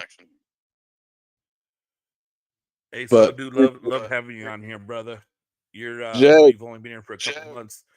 Hey, how you doing, man? Yeah, doing good, dude. Good. I just wanted to tell you, you've only been here for a couple of months, but you're very sharp, and I think your plans are to get into Pulsechain, PulseX, and HEX, obviously, and HEX on the Pulsechain side, and you're gonna be fine, bro. You're right. You ain't late. Buying it the first day, DCAing is a good idea. DCAing is a good idea, and you're definitely on the right track. You kind of remind me of Impulsive. This guy's been Impulsive. How long you been here, bro? 5-6 months? Yeah, since like January. Yeah, Impulsive is this guy is he dives deep into everything and make sure he understands what's going on. You sound a lot like him, very sharp, a lot more sharper than myself. But I get the gist of it. Not a big tech guy, but learned a lot of stuff on here. So you're definitely a another good hexagon to have on our team that's going to go places, man. So again, good to hear from you, man. We're Yeah, gonna be man. blessed. Hell yeah, we're gonna be blessed. Happy to support. But like I said, man, I wouldn't be here if it wasn't for the project that checked all the boxes for me.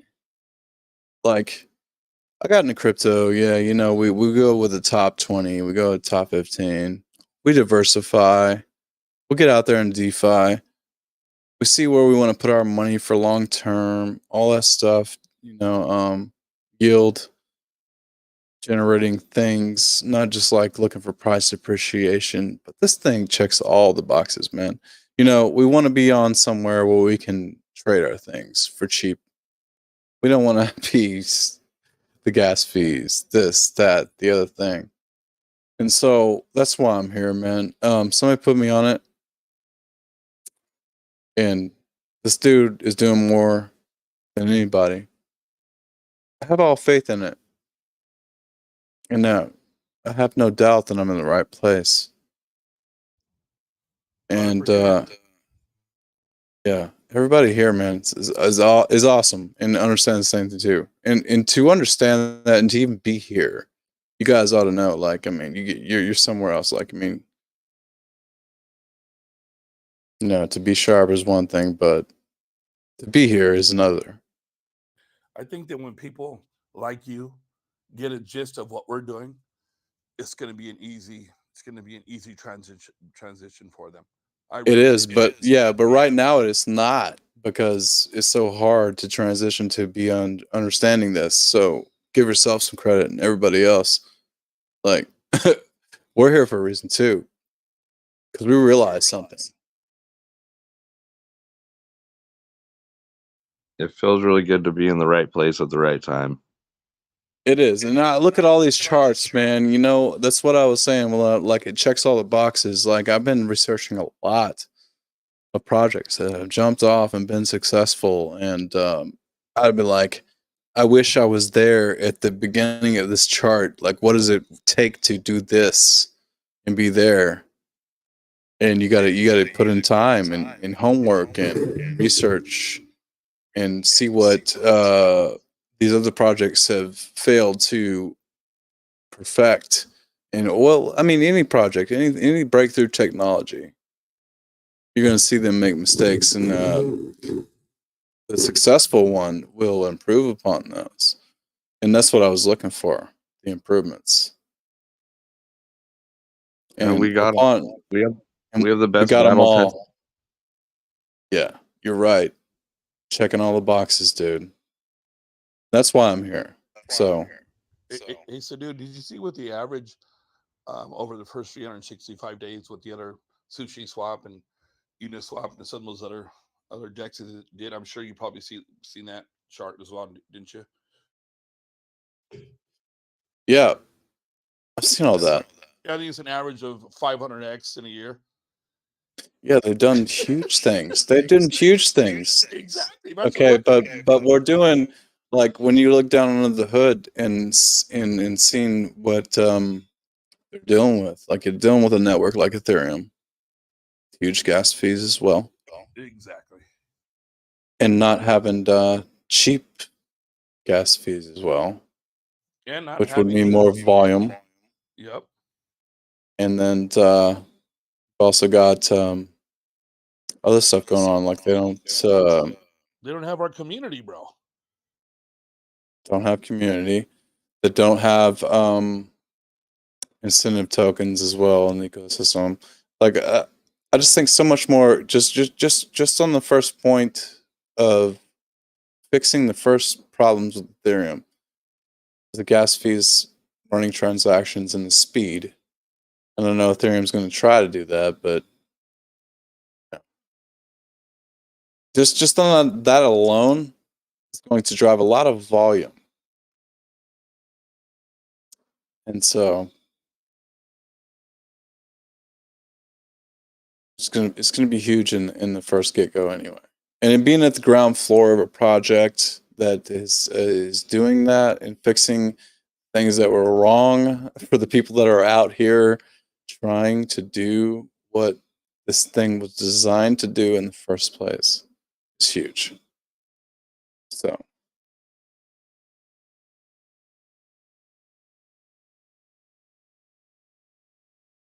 those things are a no-brainer for me.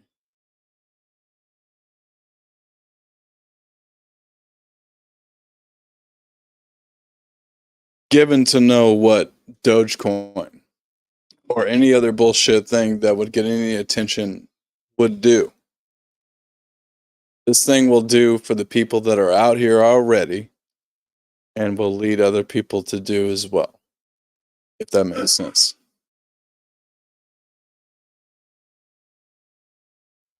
I think it's going to take some time, but people are going to realize when this thing doesn't have any downtime, there's no hacks.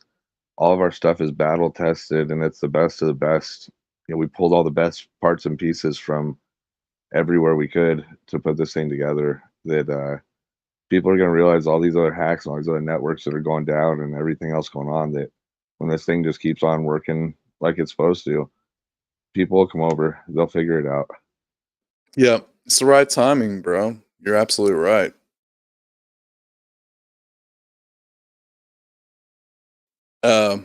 You know, I don't think the masses are in the space to the level that we are right now. You know, being out here, you know, you got to get your stuff off exchange. You got to get it on your hardware wallet. And not a lot of people are really convinced on the crypto market as a whole to even get that far. You know, they're just trading. That's what, you know, exchanges want you to do.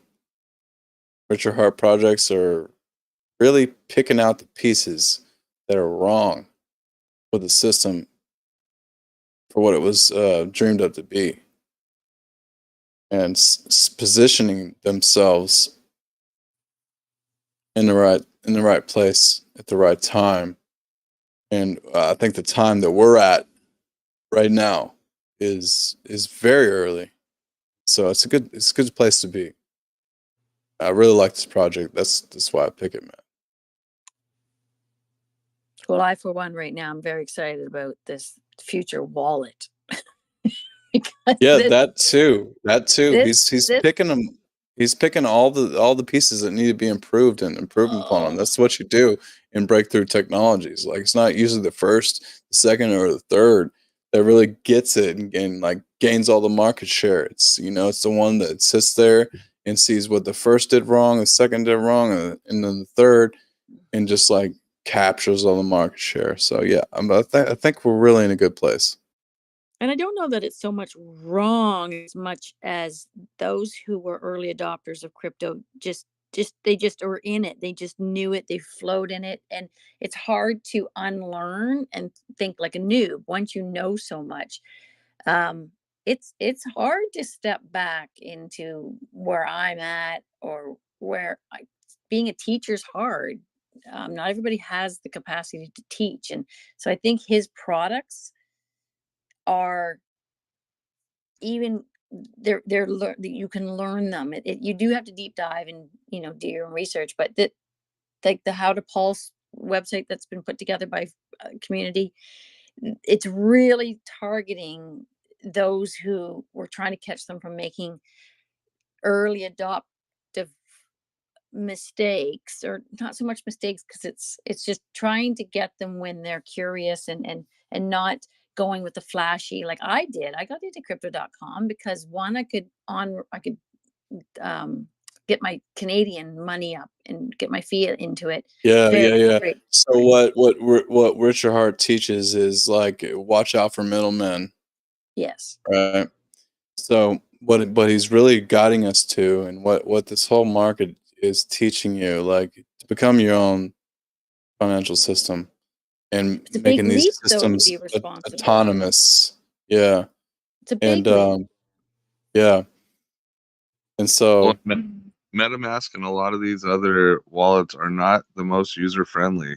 You know, for people to have to go in and custom type in RPC settings and other stuff like that. It's like, for me to try to show my mom how to do it. I mean, she knows how to use a computer. She's not computer illiterate, but I mean, it's not easy. It's something that, it takes quite a bit of learning and quite a bit of practice to get it down. Right. So there's going to be user learning, user interface development. There's going to be infrastructure development. There's going to be also, middleman. They're doing that all for you, but they're taking a fee. Then there's also going to be like a decentralized whole autonomous shit that improves upon every network. Like Ethereum, they take all these fees, proof of work, and everything like that. But at the time, it really needs to come down to peer to peer. What's the peer staking, and what do they have to gain to benefit and take all these middleman fees out and improve upon the network? And this whole project, PulseX and X and everything, like it does that. It does that for savings accounts, X per se, and exchange things. People that have their liquidity in PulseX and they're exchanging and stuff. It's like your money's in there. Your money appreciates, not the middleman. It's like it's a program. It's out there, but not the banks are participating or getting incentivized for your money being in the savings account. It's you. So it's coming closer and closer to that, and making transactions faster and fees lower and all that stuff. What's beautiful about this thing? I came into this right and just literally my friend said, you have to sacrifice. I'm like, what? I have to what? And all words. I'm like, what am I sacrificing? What do you mean sacrificing? And she goes, you got to get a MetaMask. I'm like, I don't even know what you're talking about. It means you're not going to be taxed on the gains later. Oh, yeah. I mean, to me, I was literally, I don't getting know something at zero value is genius of the whole idea. Sacrifice, which I wish I would have learned about way earlier. Yes. Is everybody that sacrifice, somebody speak up on it now. Like your capital gains are going to be zero because you are given something for sacrificing. You're given something that's zero value, and when it gains whatever you cash out at, you are getting zero tax. I don't know. Your dollar cost basis. Wait a second. Wait. Stop. Stopping. Reckless freaking advice.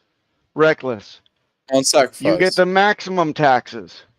When you get something with $0, you get a $0 tax cost basis. Your dollar cost basis at the beginning is zero, which means when you cash it out or change it to stables or do anything where it goes to a wallet that you do not control, you get dinged for the mass amount of capital gains, the total amount, zero to whatever you swapped it for. Does that kind of make sense? Don't tell people that there's no taxes involved when you cash out. On sacrifice? On sacrifice. Look, here's a perfect example. I give you a magic bean. It's worth nothing on the market. Market opens up. You got the magic bean. It's zero, yeah? Then you wait 2 weeks. Magic bean's worth $1 million. You go to sell that on the open market. What taxes are you liable for? $1 million. Correct. Same thing here. Oh, okay. The difference is when I give you the bean and you hodl it, are you liable for any taxes while you hodl it and it goes up to $1 million? No. When you swap it or you sell it, you're liable for the entire brunt from zero all the way to $1 million. Capital gains. Short term means you held it for less than a year. Short term capital gains. Held it for more than a year and a day. Long term capital gains. This is the United States only, of course, but that's what we got to understand. Okay. I was misunderstanding that. Thank you for correcting that. Sure. So, but we own it. We bought a state. Like, what's all that about then, Papa? When it says here on the disclaimer, which I'm reading here about, we didn't buy an asset. We made a statement that is on the blockchain. That's in order to okay. So this is all this is going to be what you discuss with your CPA, and I hope you got one.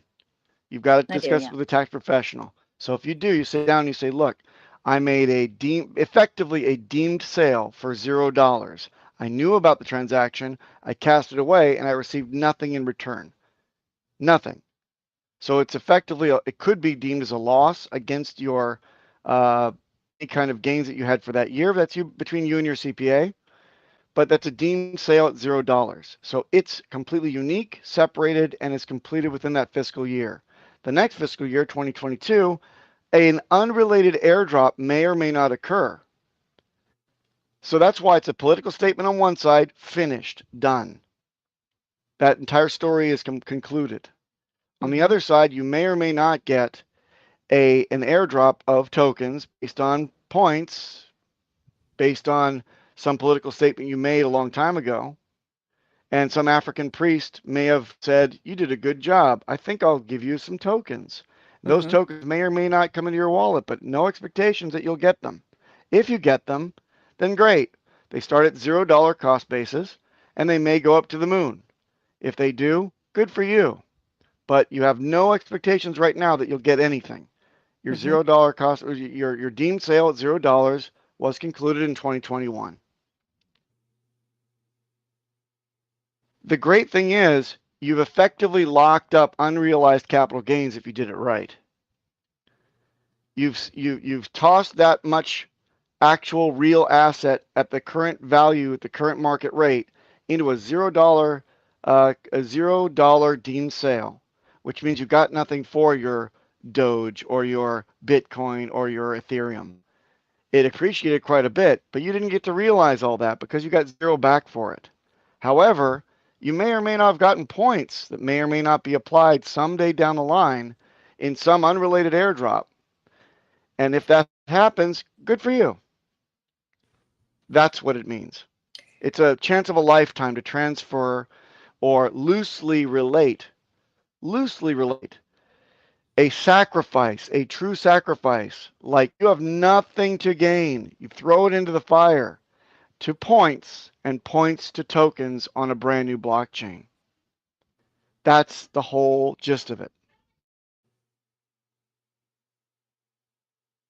Right. So then you could Yeah, take go ahead. You could take your PLS as something of value, but you haven't realized it. And I know he doesn't talk about leveraging and liquidity, but down the road or something like that, it has something that you could hypothetically borrow against and not pay a It doesn't tax exist. on loan. It doesn't exist. Doesn't exist. Doesn't exist. Could not exist. Right. You don't know. Right. So no, you can't draw any conclusions to it at all. We all have Right. faith, but faith is Right. not taxable. Right. Yeah. Okay. I mean, look, you got to get down with your CPA, and you got to make sure you were with a CPA that understands what I just said and is on the same page as you. If not, get another CPA, and consider getting a CPA that knows or works with a trust attorney to be able to protect your assets with the framework that is available to you under the law. Because those things make it so effectively you don't have to go travel to a different country, which again is your prerogative as well. If you really want to save on taxes, you can go find a place that treats you better tax-wise. But me personally, I don't think it's worth the hassle if I can just pay 5% taxes using a framework of trusts that is legal. And 5% is the remainder, and that's deferred so long that I'll be urinating into my depends by the time I have to worry about it. And how do you set up the 5%? There's a framework of trusts that you can consider. There's so many of them, but the most popular one in this case would be the charitable remainder trust, right? And then underneath that, there would be a family foundational trust. And under that, still, there would be a non-revocable trust. Yeah. So how would you And situate that with your wallets and how they're allocated within that trust? Yeah. So there's a couple ways. Number one, you can actually say that the crypto itself, the wallets themselves are owned by the trust. This gets a little bit fishy if it's audited. The best way is to consider this your escape valve. So if you ever go to fiat, if you don't go to fiat, this really doesn't apply to you unless you want to take your chances in saying that the trust owns the actual hardware wallets. And for that, it's a different, longer discussion. But it does open you up to scrutiny. What I'm talking about, the scenario I'm talking about, is that you want to cash out. If you cash out and have a windfall of, let's say, $1 million, for that $1 million during that fiscal year, you have to fund the charitable remainder trust. By the way, all of this is hearsay until you confirm it with your CPA and trust attorney. I'm telling you that if you have $1 million, it's in cash, you're like, whoopee, I just got $1 million for my investment of $100 in a Richard Hart product. This has been amazing. I got $1 million. What do I do now? Am I going to have to pay short-term capital gains? Do I pay income? What do I pay? What do I do? No. You fund the trust by sending it to a bank account that you've set up with your trust attorney for the charitable remainder trust. Instantly, $200,000 of that gets earmarked as the amount that will be sent to a charity. That's the remainder. And instantly, you're awarded a $200,000 tax credit. You also have to, over the next 10 years of disbursements, you have to determine how much comes to you, and it's easy to calculate that over 10 years, you get 10%. That's $80,000 a year to you. Okay, so you've just solidified $80,000 disbursement to you. You won't starve for 10 years. Okay, that's kind of a good use of $1 million, especially since that tax that's due to you, or due that you have to pay on the $80,000 a year, is offset by that $200,000 that you earmarked for the charitable remainder. And then after 10 years, when that trust matures or disbands, the remainder of $200,000 has to fall to a charity. Guess what? Your family foundational trust qualifies as the charity. That $200,000 falls to the family foundational. And from there, guess what? The family foundational trust has to give to a actual accredited charity of your choosing to the tune of no less than 5% per annum. So every year you pay 5% of whatever the family foundational trust is holding to the SENS Foundation.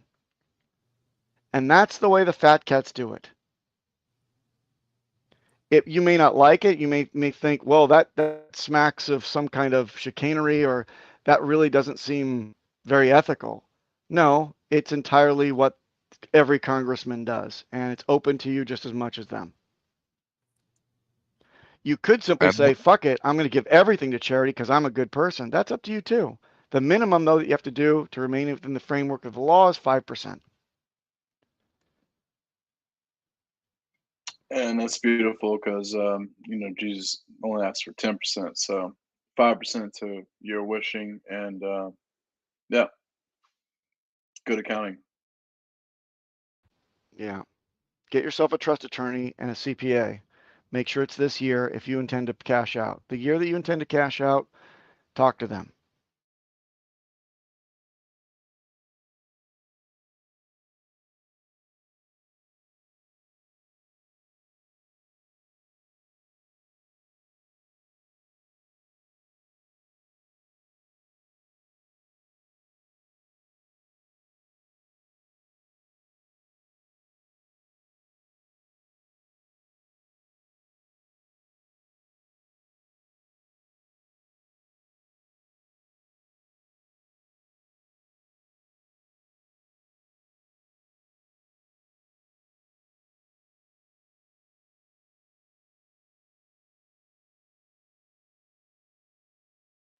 Great advice. Yeah. So situating yourself for that kind of trust, and putting your assets that you have that you're moving around in the ecosystem as we maneuver into Pulse and PulseX, what trusts do you recommend situating in? There's other flavors of trusts for you.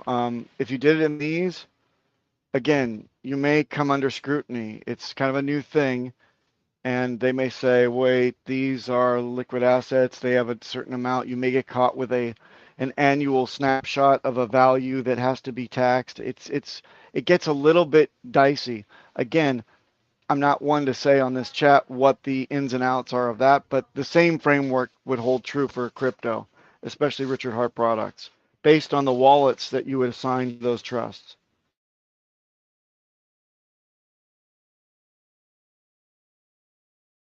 Right. But you have to designate those assets to trust pre-tax right? And no, a few custodial trusts offer these services, and also you'd have to get retained services between tax people as well. But yeah, you have to designate those going forward.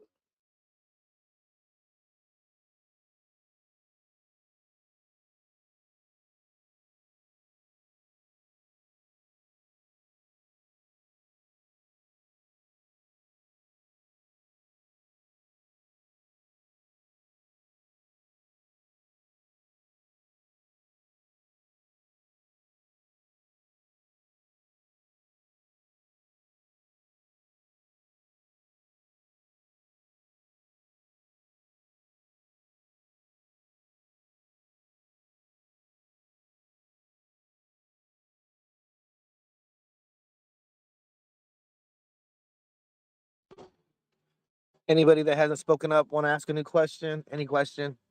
Or raise their hand?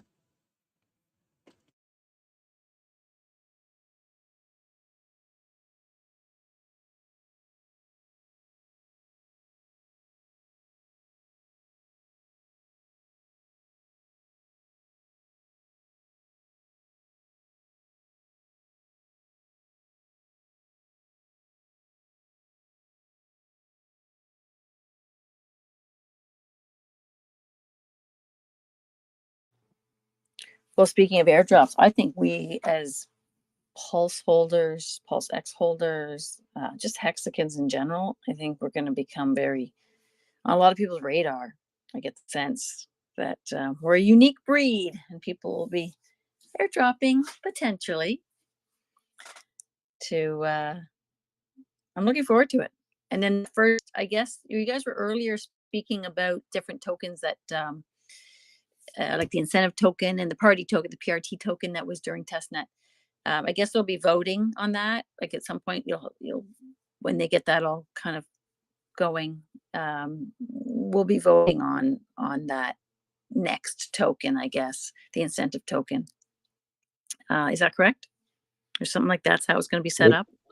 With the incentive tokens, it'll be depending on what liquidity pools we vote on, we'll earn that extra incentive token. And then the PRT, the party token, that is just a placeholder right now, but it's going to be third-party tokens that will be earned through the single-sided staking with your PulseX. And we'll be voting on those different projects. So it could be, whatever XYZ token that has a certain amount of tokens that they want to distribute, and depending on how fast they want to distribute them and how many tokens they have, it'll be how much APY you'll be earning on that pool. And it'll be something it'll be interesting to see how it plays out. But yeah, could be some really good projects in there, and could be some ones that aren't so great, but there's low risk in staking and earning them, so it'll be a fun process to watch it play out.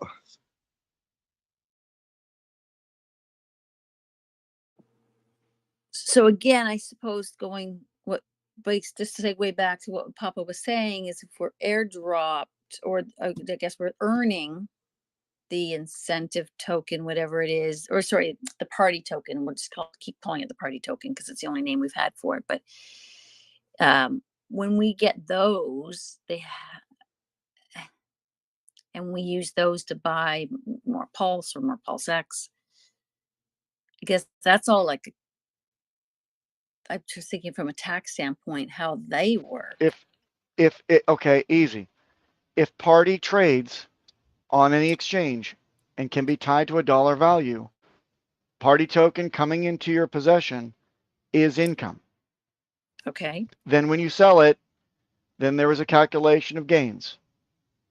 So please use something like Coinly, Koinly, because now you're getting into the weeds in terms of complexity and tax events and more than you can just keep track of on your spreadsheet. You're not going to be able to keep track of this all yourself. Trust the blockchain and something that scrapes it for you like Coinly or CoinTracker. Then you'll make the adjustments yourself once you see it on the display.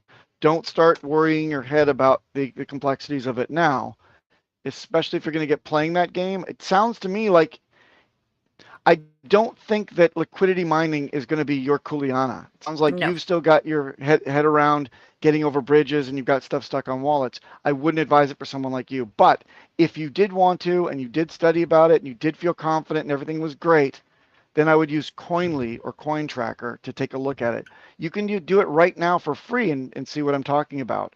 Plug in your public address in Coinly and see what it discovers and see if that jives with what you've declared in your taxes for this last year or this coming year. I appreciate the recommendation. Yeah, I looked at that Coinly and I wasn't. I now that you've said it, and I trust your experience and the fact that you're very you wouldn't recommend a site to connect to unless it had been through the ringer.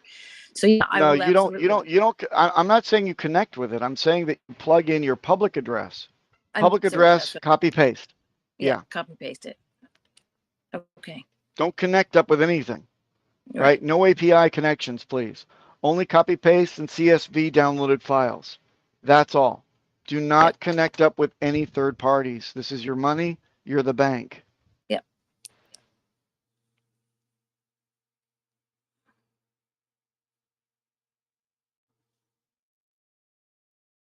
Do you think through the buy and burn in the beginning, that's something that, I mean, I play around with it on the test net. I click away. No.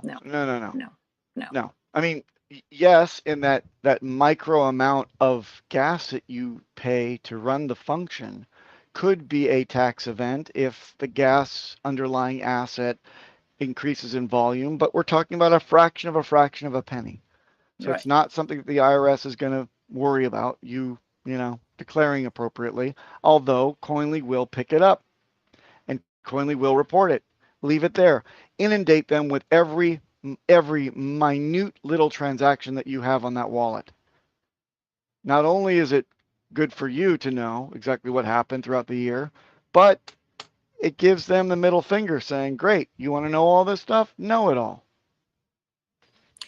Sorry, when you said no, is that when it goes mainnet, you're not recommending that I go and do the buy and burn? No, I'm saying that the chances of you hitting that brass ring of a buy and burn function and being able to get that tiny little reward are astronomical against because there's so many other people that are ready to do it. Yeah.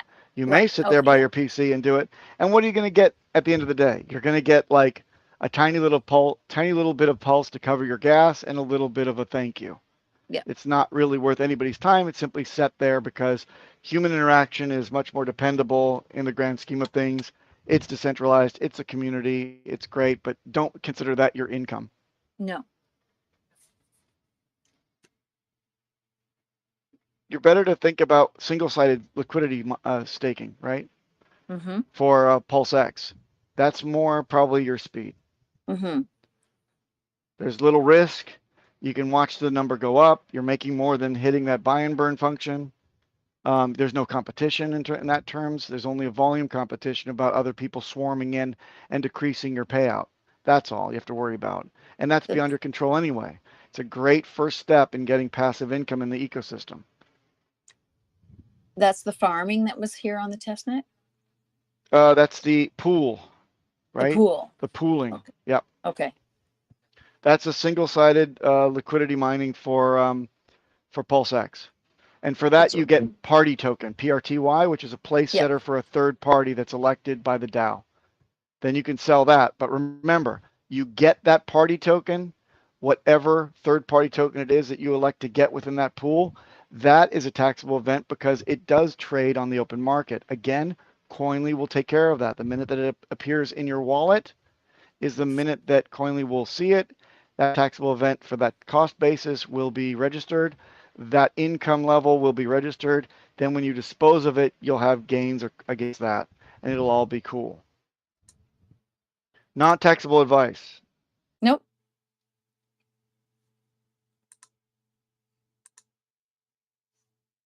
Okay. Because I've been all over the test market here, and I play around with the burning. I go in. I don't do trading. I'm not in the info, and I'm not paying attention to a lot of the trading or anything like that. I did the bridging, got that all down. But the earning under farms and pools, now there's no pool at the moment. So those are the two, and the validators, putting in with the validators. You're saying the farming is maybe not where I should be. I should just like wait and don't even sort of dabble in that at this point. Personally, No I advice. think you should consider it the dark arts. Farming is the dark arts. There's impermanent loss. Yeah. Is an option for you in a downside scenario if you don't know what you're doing.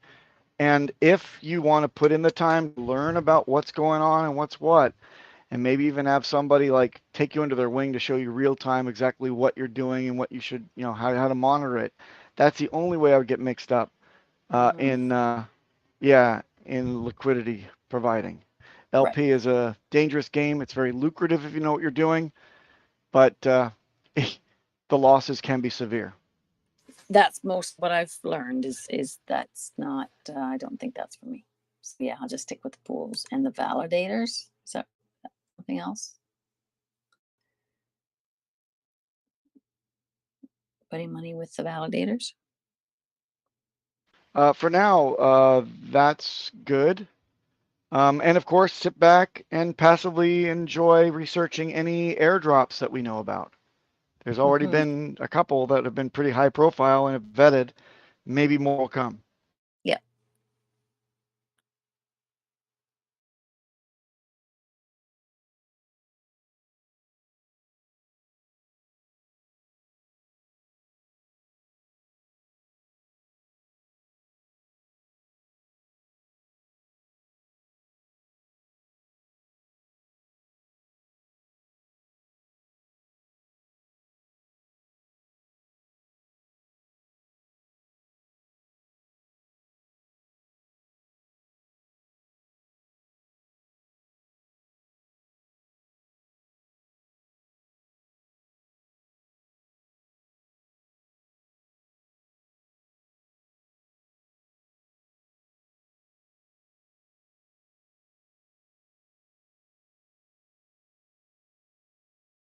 Yeah, there's like 10 different ways to make serious money in this ecosystem.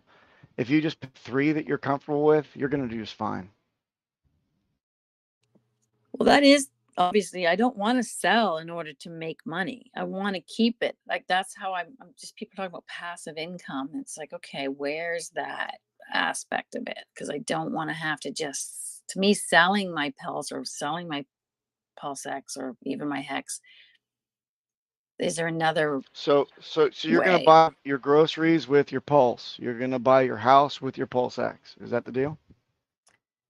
Because you're going to go right to the grocery store and say, "Can you break 1 Pulse? I'd like to have hearts back in return, please." I can't. No? I need Canadian, which is so frustrating. Right, exactly. So then you do Get have me to out of think this about fiat at country. some point. Yeah, you got to think about fiat. I do.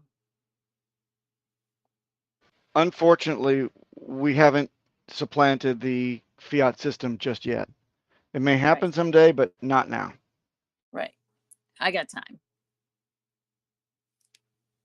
So long as I can, I don't know if I have time in this country, but I have time.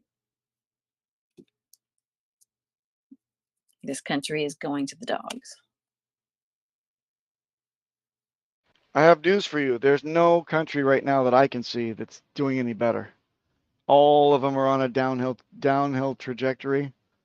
None of them are saying over here, rally on my point. This is great for crypto, and it's safe, and it's got great medical, and you can get nice food, and you got great weather, and there ain't one of those. Well, I got a So friend of mine pick the stuck in pick the BC best. I got a friend of mine stuck in BC right now because she can't get on an airplane. She got there, but she can't get back because she doesn't have her documentation to fly. She's Well, stuck. One end of the preparation country. is good. Well, Preparation is a good thing. We should be able to fly around in our own country. Yeah, but you can prep and you can make sure that within the system you've got the right docs before you step on a plane. That's her damn fault. Not if you're not vaxxed. There are ample ways to check about all the requirements to go around somewhere before you go somewhere. It's called responsibility. And yeah, it sucks, but you gotta learn the system. Yeah. Yeah, she got herself out to BC. She just can't get herself back. Now she must take a bus back. Okay, so there you got it. She's got her workaround. Next story. Well, doesn't make it right. It's not scientific. Anyway, touchy subject.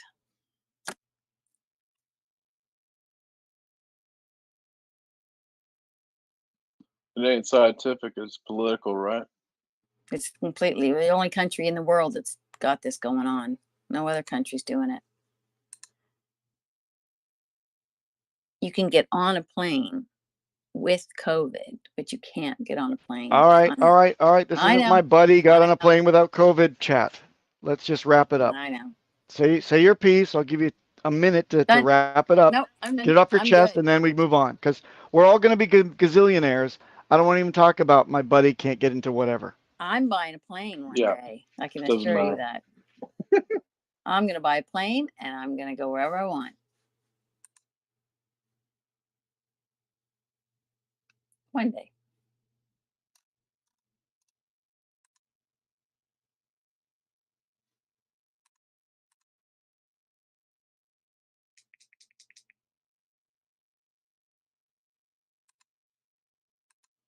Lyco Dash, Point we love is- to hear your clicking, but would you mind muting yourself when you're not talking? Yeah.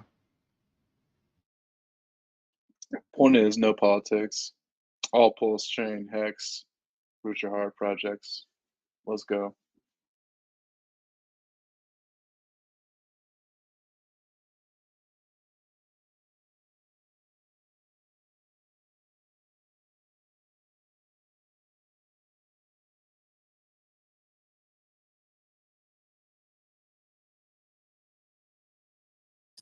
Well, thank you guys. It's 2 a.m. here. So yeah, no, like I said, I love the projects. I love what it stands for, the political statements it makes, and everything about you guys. You're always giving. Papa, I know you're in Japan. This is your midday.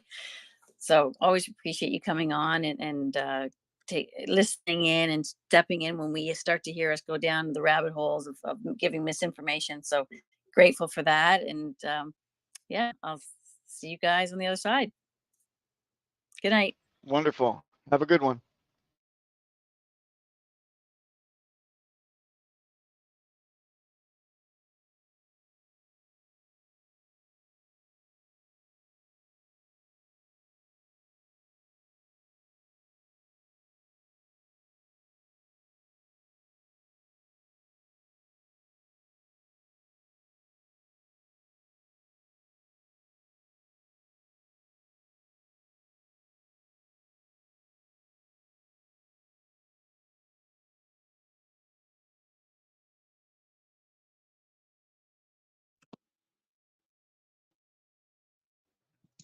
So I guess I'll break the silence, man.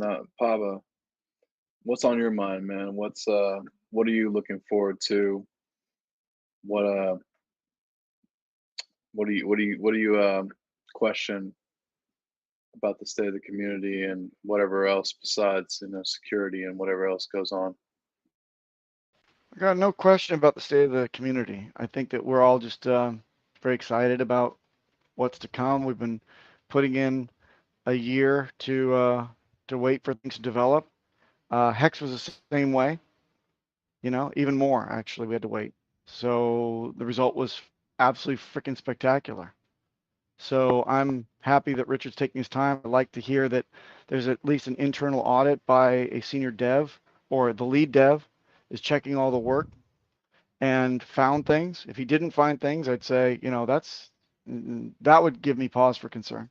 So I would say, you know what? He's finding things, they're addressing things. Richard's not about to release something that isn't meeting his standards, which is perfection.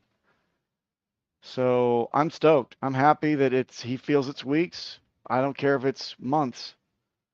Don't lose hope. Don't lose, the momentum. We're a tight community, the strongest in crypto, the most secure in crypto, the most intelligent in crypto, the most determined in crypto. And we got a great leader and we got great devs. The vision is novel. It's timely. The gas fees in Ethereum absolutely suck. And we're going to be delivered from all this stuff. Everything. And if you make $1 gazillion to boot, who's to complain about that? We're in this for the money. So I'm totally stoked. That's what I'm looking forward to, just like everybody else. Ain't no bumps in the road. It's just like, hurry up and win. Then go ahead and, you can voice that opinion, but it's not going to get you anywhere. It's going to come out when it's good and ready to make you $1 gazillion. Yeah. Very, very good response. Yeah, thanks for coming from someone who's been here for a long time and seen Hex come from what it was and staking and or sacrificing for that before and how long it took to see that come to fruition and where you're at now and staking or sacrificing for PulseX and Pulse and where your head's at now and how you feel about it. Yeah, good perspective, man. Thank you.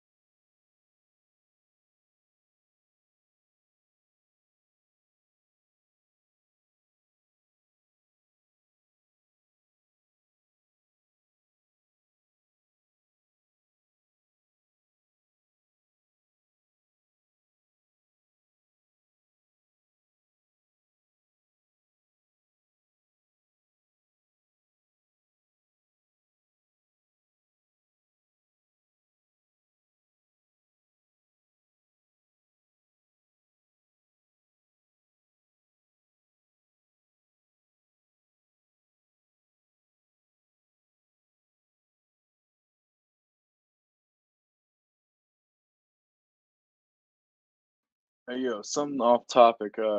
Goose, are you in the house?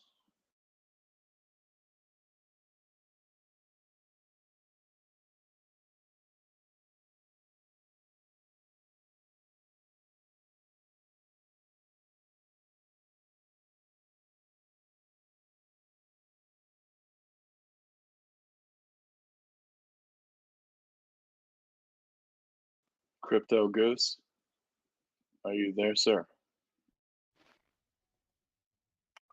Yes, I'm here. I'm lurking in the background, just doing some other things, but I'm around listening. Awesome, man. Hey, I want to pick your brain about something. I saw you talking on Twitter about Grayscale BTC and the discount from Nav on Twitter. Um, I'm a holder, and I got sent a letter from about changing the spot and all that stuff, and to vote on all that. I just wanted to know, like, just your quick summary of what you think that would be to holders when it comes to parity or it goes to spot or whatever. What's your thoughts on that? Sorry, you were kind of choppy there. Are you referring to the Bitcoin Trust or? Yeah, Grayscale Bitcoin Trust. And your question was what exactly? Just like if you bought it at like a discount to the NAV right now, like say per se you bought it from 20%, 30% discount, what it would happen when they went to spot? Would you appreciate that 20, 30%? Or how does that work? Yeah, well, essentially, when you buy the trust, you are buying the units of that trust, and those units have a US dollar value. So if you're buying discount to net asset value, you're just getting a cheaper price. And Right. as that price appreciates, the discount goes away. So you, as a unit holder, might be making money, even though the Bitcoin price, the Bitcoin US dollar price, hasn't moved, or maybe it's even going down. So that's the way those funds work, in that unit holders in the funds can make money or lose money irrespective of the underlying asset that it's pegged to.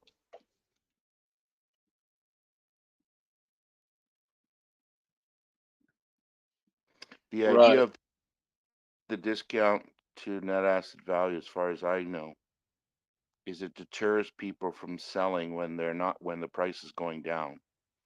So the last thing that fund wants is that as the price of Bitcoin goes down, the investors in the fund leave the fund. That's not good for them.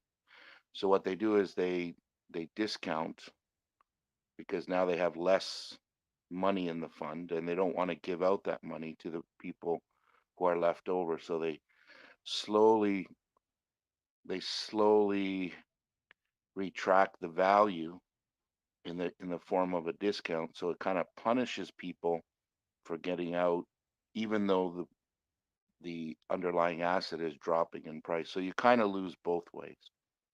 That's the game you play when you're in that kind of trust.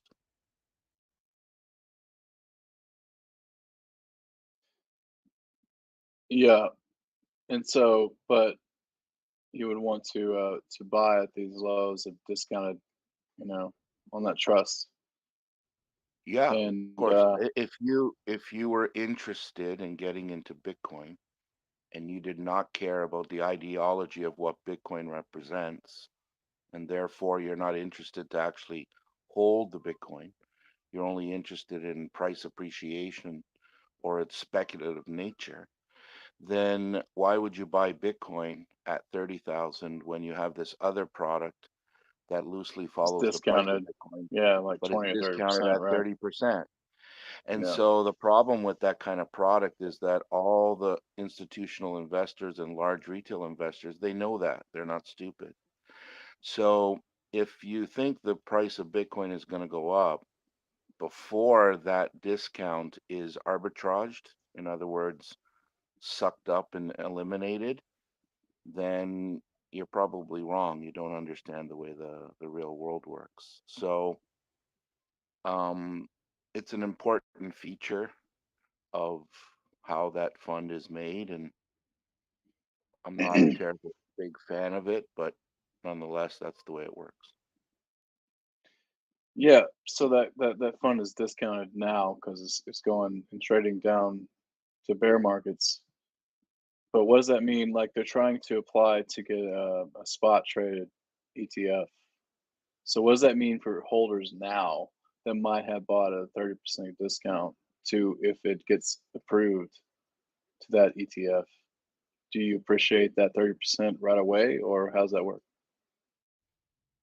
I'm sorry, I didn't follow the what the point you were trying to make with an ETF. What is that? Well, the Grayscale Bitcoin Trust is applying. Shoot, hold on a second.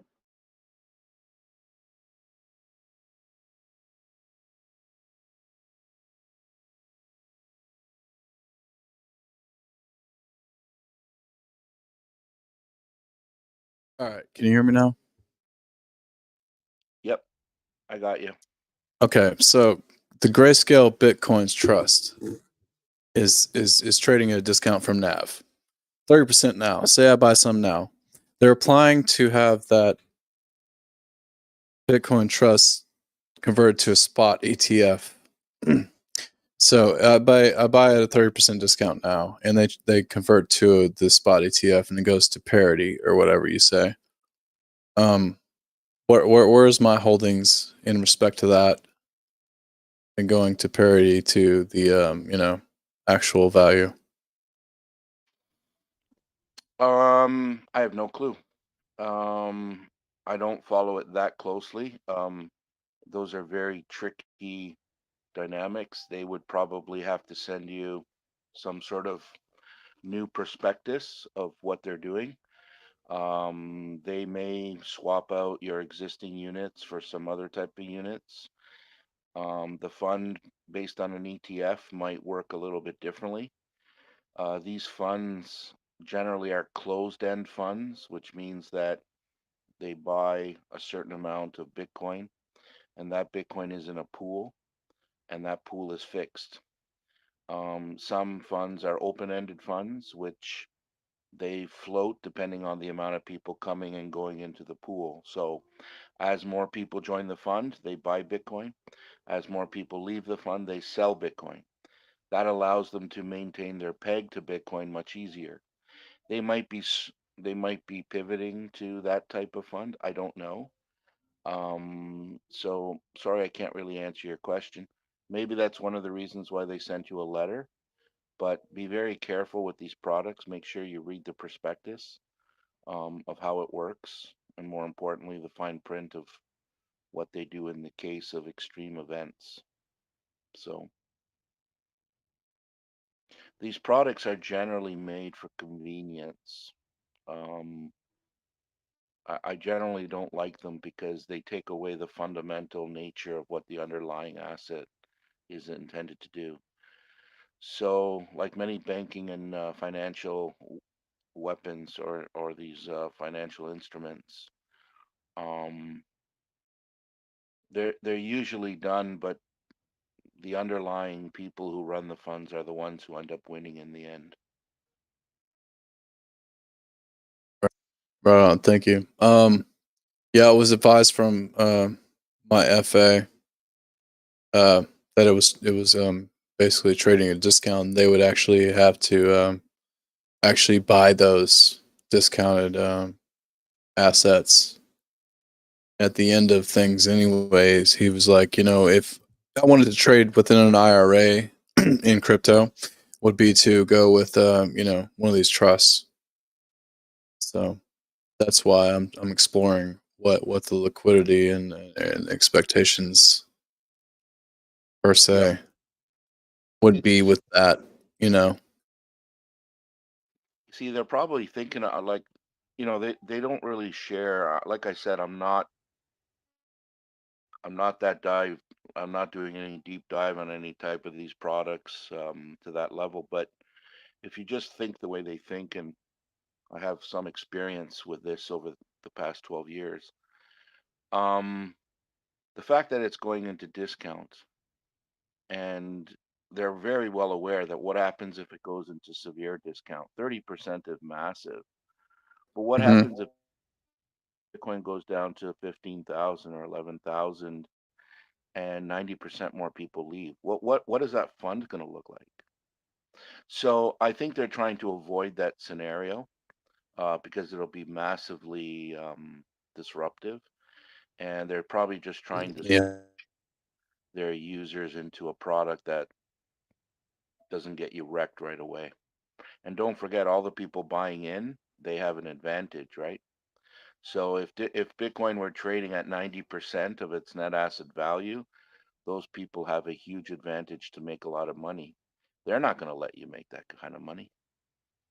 They're not going to do that. So they're going to take that away, as far as I'm concerned, and probably make sense of why they might be switching gears to some other product. Well, if they're giving you a 30% discount of what it is now, Discount gets too whacked out of, let's say it gets even worse. Smart people might buy in and take advantage of it. They won't let it because then they have to pay them.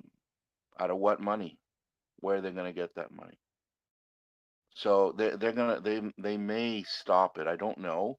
I mean, I'm being speculative here, but these funds are not created necessarily so that you gain. right? It's to circumvent their risk. Is that it?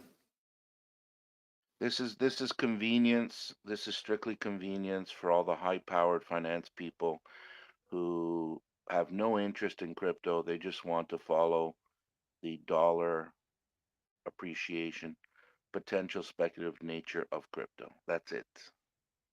And then the problem with these things is they play games with them and the shenanigans start and then problems happen. Yeah, yeah. So it's set up as the Bitcoin Trust, and it's trading difference from the NAV to circumvent their variance, right? But they're applying for an ETF to trade at spot at actual value. I'm just the whole question in my mind is like, to an investor that maybe bought it at a discount of their 20-30%. If you would realize that actual within an IRA, mind you, is the whole reason for trading Grayscale Bitcoin Trust, is because you can have it within an IRA in an investment in Bitcoin. Would you, buying at a discount into the trust to them converting to a spot, which would, um, get them to actual trading at the NAV? Would you appreciate that 20-30% when they did that or not? Is my question. Like, is it in your benefit or is it in the Yeah. trust? Well, I hope you can appreciate I can't really give you financial advice, especially not I'm not competent to do that, nor do I understand your goals and financial goals either. But I can tell you one thing. All these financial instruments have advantages and they all have disadvantages. Even an ETF, it has certain advantages, which I prefer more than these kind of closed-end funds, but they also have disadvantages too. And it's kind of up to you to figure out the advantages and disadvantages. The disadvantages have associated risk. It's up to you and your financial advisor to figure out that percentage risk and then make your decision. I know that's not the answer you want to hear, but these instruments, in my opinion, I don't like any of them. However, recognizing that they're in your IRA, you may want to have some exposure, but I tend to buy crypto for different reasons. I like to hold and control my own money and my own crypto. Without that, it is useless to me. It's the same reason why I buy gold and silver. I have no interest in an ETF of gold or a closed-end fund that follows or that holds gold for me. I'm only interested to hold gold and silver in physical form myself. Yeah. So and it has nothing to do with price appreciation. It's just the ideology of the products and the diversity that you have in your own portfolio with your own financial goals.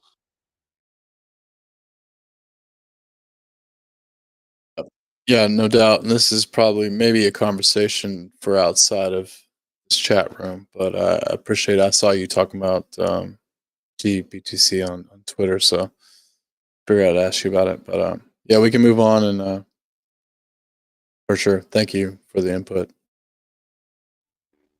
Yeah, no problem.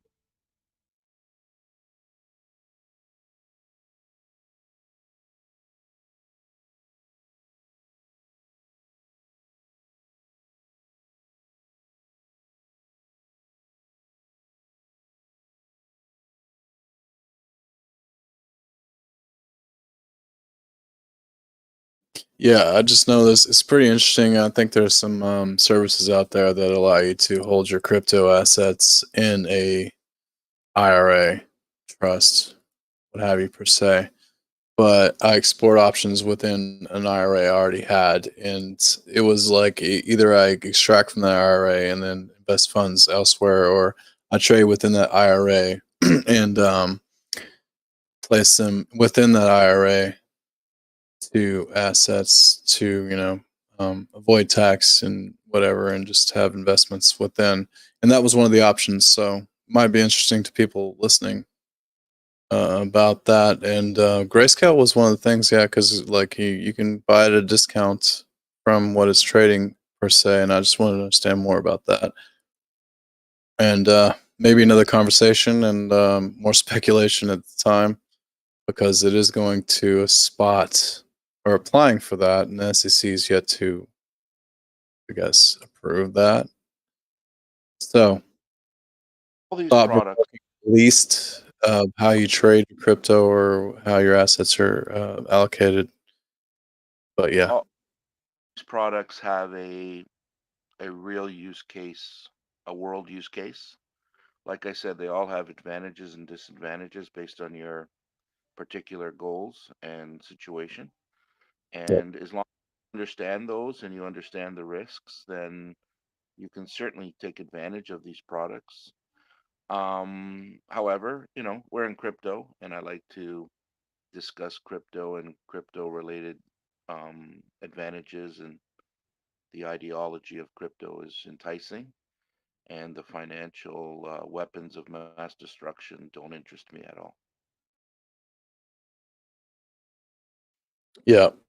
I inherited an IRA, so for me to extract and invest otherwhere or elsewhere would be a tax implication on me. So this was why I would even consider those things, and why we're talking about that first place, if that makes sense. We appreciate that, and certainly I wouldn't judge anyone for using or having these products. It's strictly, like I said, they're very popular in the world, and people use them, and they're very convenient, and people do make money, and that's what they are.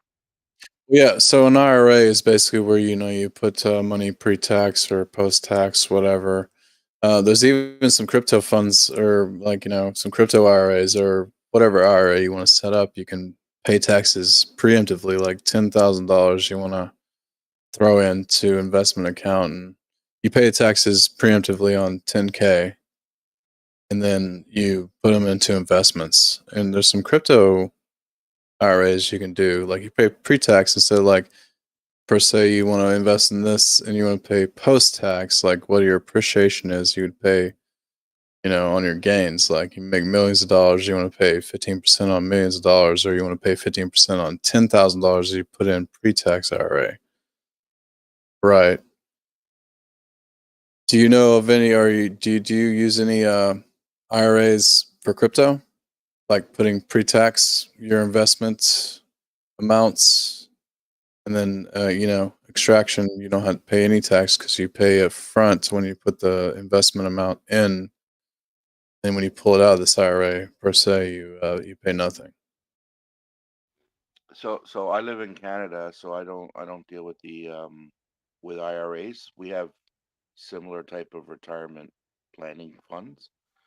Um, and they too they're set up the same way, where they offer certain advantages, and now crypto is slowly creeping into those. I don't have any exposure to my retirement plans with crypto. My crypto is strictly, very strictly, that I own in my own hardware wallet, and 100%. So in my country, those things with IRA and tax implications, we have the same advantages in our country, to protect and shelter taxes, but I don't use those for for that. I do other Yeah. very important for these things to not even discuss them in these rooms, but like Papa B has iterated, make sure you have a competent CPA and a tax For sure. attorney.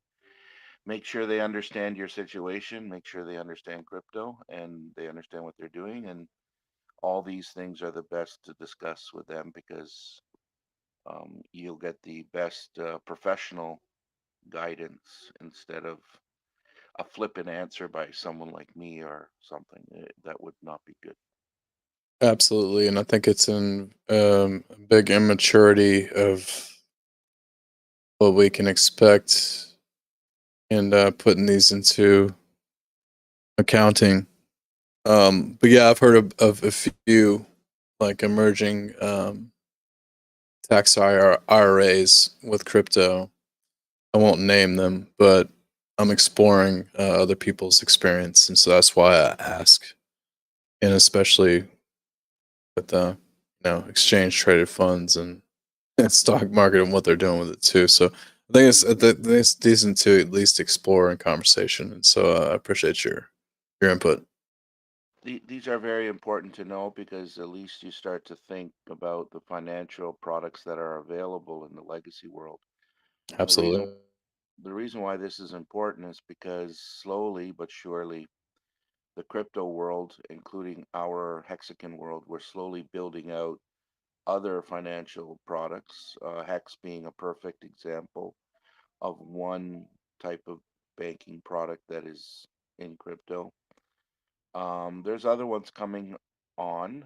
They may be successful, they may not, but it's encouraging that slowly other financial instruments are coming out in the crypto world that might be designed much more efficiently for us.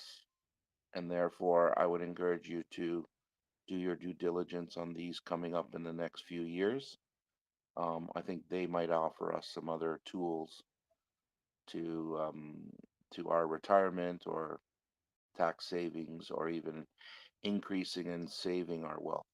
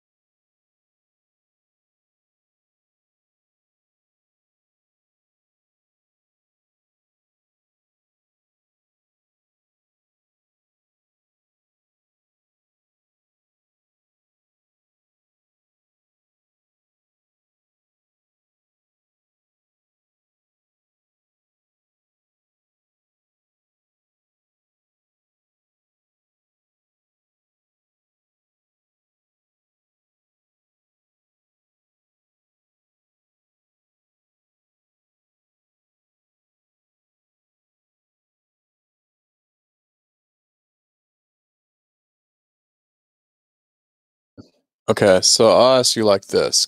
With all that said, I'll ask you like this: dollar for dollar, would you buy GBTC or hold actual BTC at value right now? 30% from the NAV. Or what was my second option? GBTC trading negative 30% discount from the NAV. Or what? Or BTC natural.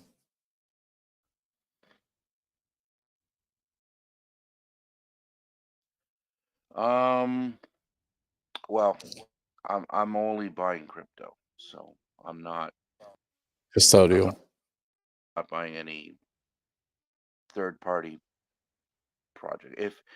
If you want, I would. I'm personally, I wouldn't buy a third party.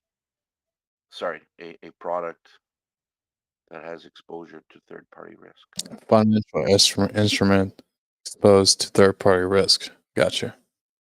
To be honest, I don't like neither because neither of them True. offer me what I want. Sure. I'm in. So my answer is I would buy the crypto product. Okay. Right. But the crypto product that you gave me is not the right crypto product, so it doesn't interest me either. Yeah, you like neither, So but yeah. But yeah, I'm just seeing what the value is. I'm really trying to see what the value is from this discount on the NAV. to be honest, you have to ask yourself, why are you buying it? Like, do you want crypto for the benefits of what crypto represents? And in that case, you buy the crypto. So I'll Well, give you the no, example. it's the limitation. It's the limitation of having an IRA that I could extract and pay taxes on now, or have it invested in something and then take it out later and not pay taxes on anything because it's already pre-tax. Yeah, that I don't know. That I couldn't properly comment on that. Yeah. So it's like either letting it sit there in monetary value and decide to pay taxes on what I take out, or let it sit in there and gain whatever. That's the question.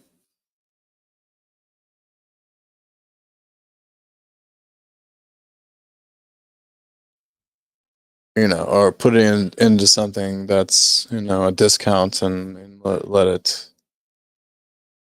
If that's even a discount, like discount trading from the NAV, it's like 30% right now. The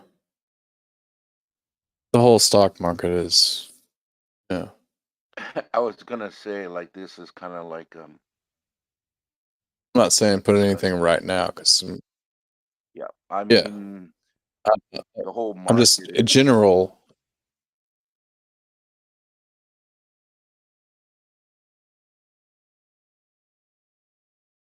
Yeah, the whole market is what it is right now.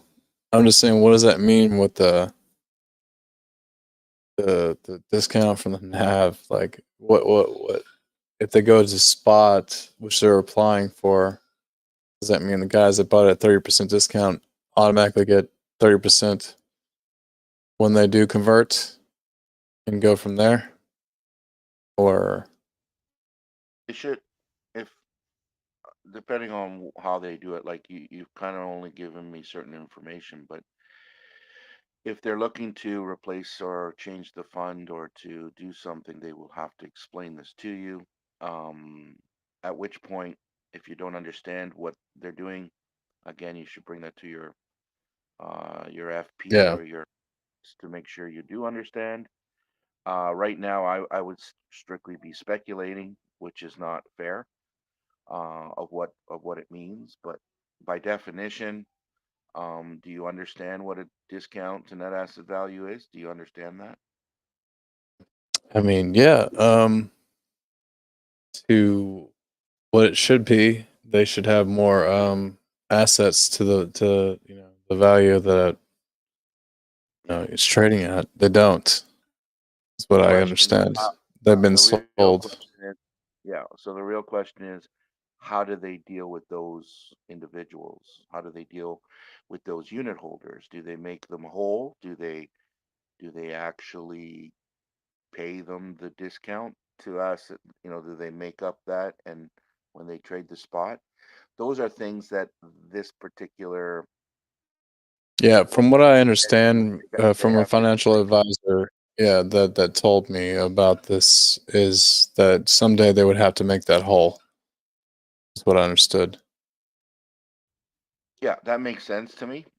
However, the details of that you have to be very, very clear on.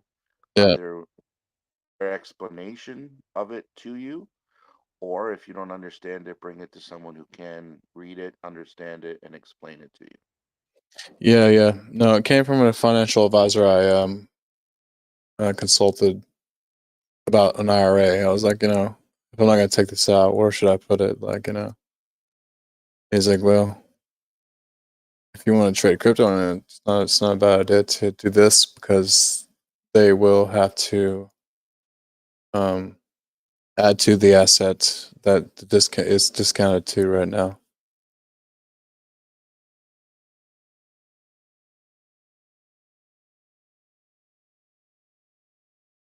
And Grayscale was the only one that was being traded at a discount kind of thing, looking to get to spot later.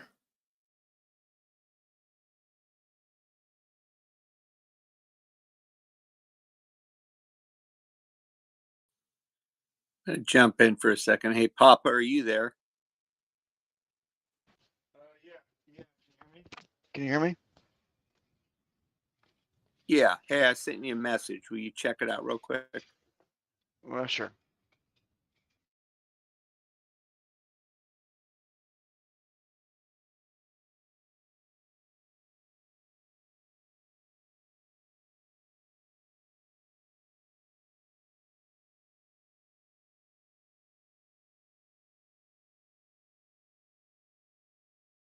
Yeah, I don't give support in private, so why don't we just have it out now quickly and get you unscrewed up?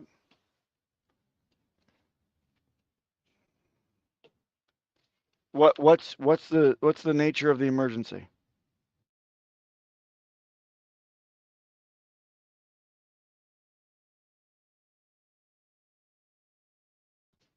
Flighty guy.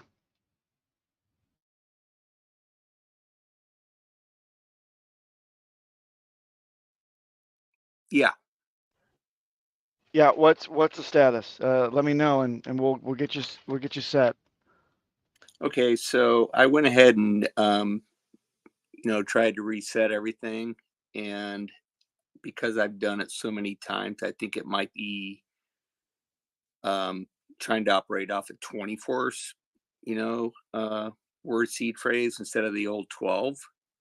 Like it may have reset. I'm not sure because I keep It doesn't work that way. When you do a factory wipe, it goes back to being a nothing. Okay, so I should be able to come back in, use my original seed phrase on MetaMask, and originate that wallet. That's correct. It's a migration. You're going to enter that in through the advanced recovery mode. Advanced recovery. You select recover a wallet from a seed I already have instead of create a new wallet. It's as simple as that. And then follow the prompts. Yeah, no, I've done that every time and had to sit there and type it in, just like you're saying. Yep. And what's the problem? At the very end, what does it say? My address isn't coming up.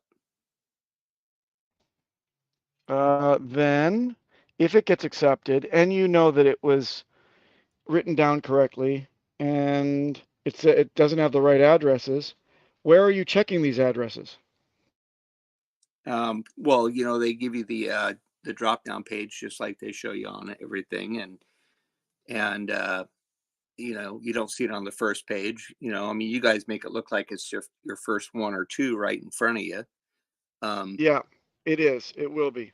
Now, okay. Did you ever? You mentioned that maybe at one point all right, look, if this is a migration, then two things is happening. Number one, you've selected the wrong set of seeds to be entering in because you didn't label them and manage them properly.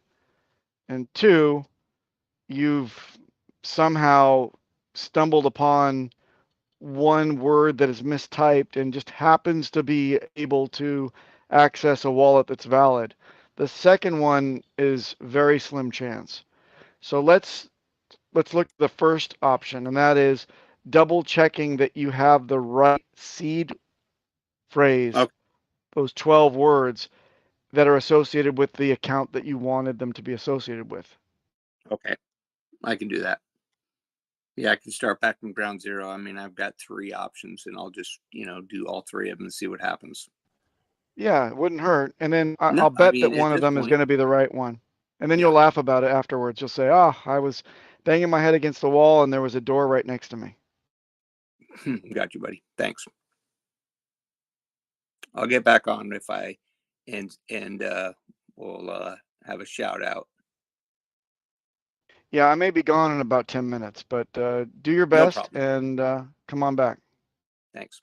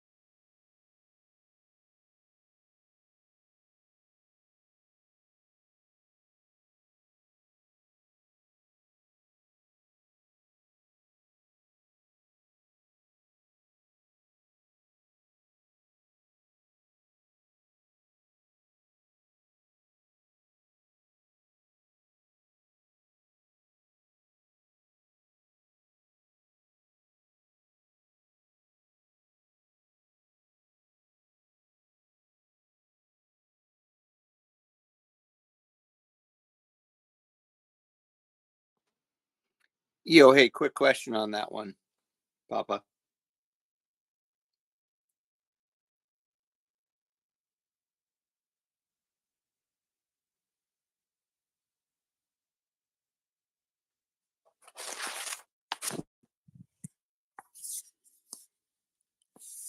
You there, Papa?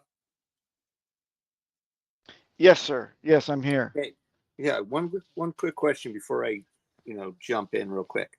Yep. Would you go back to your OG, because on my OG wallet, right, I migrated that into a Ledger Nano X with J Money First of all, what the hell is an OG wallet? original. Still, again, vague. What is your original wallet? Well, MetaMask. Okay, Sorry. so you already migrated that into a ledger, you said? Correct. But we went through all that, but the funds never went into the ledger. Okay. But I went through all the changing over to a different account. Okay. On the ledger. I don't follow. Well, I'm confused. I opened up a new MetaMask, right? And I have a dummy wallet on the MetaMask. Yes. Okay. And then I've got my Vault wallet. And in the Vault, the funds actually never, transferred into it. And it may have been that I just didn't put them in, or I wasn't sure. That was Or the you thing sent them all to along. a different address. So Vault No, Wallet is a recipient no. of all of your liquid assets. Did I you mean, ever send anything into it?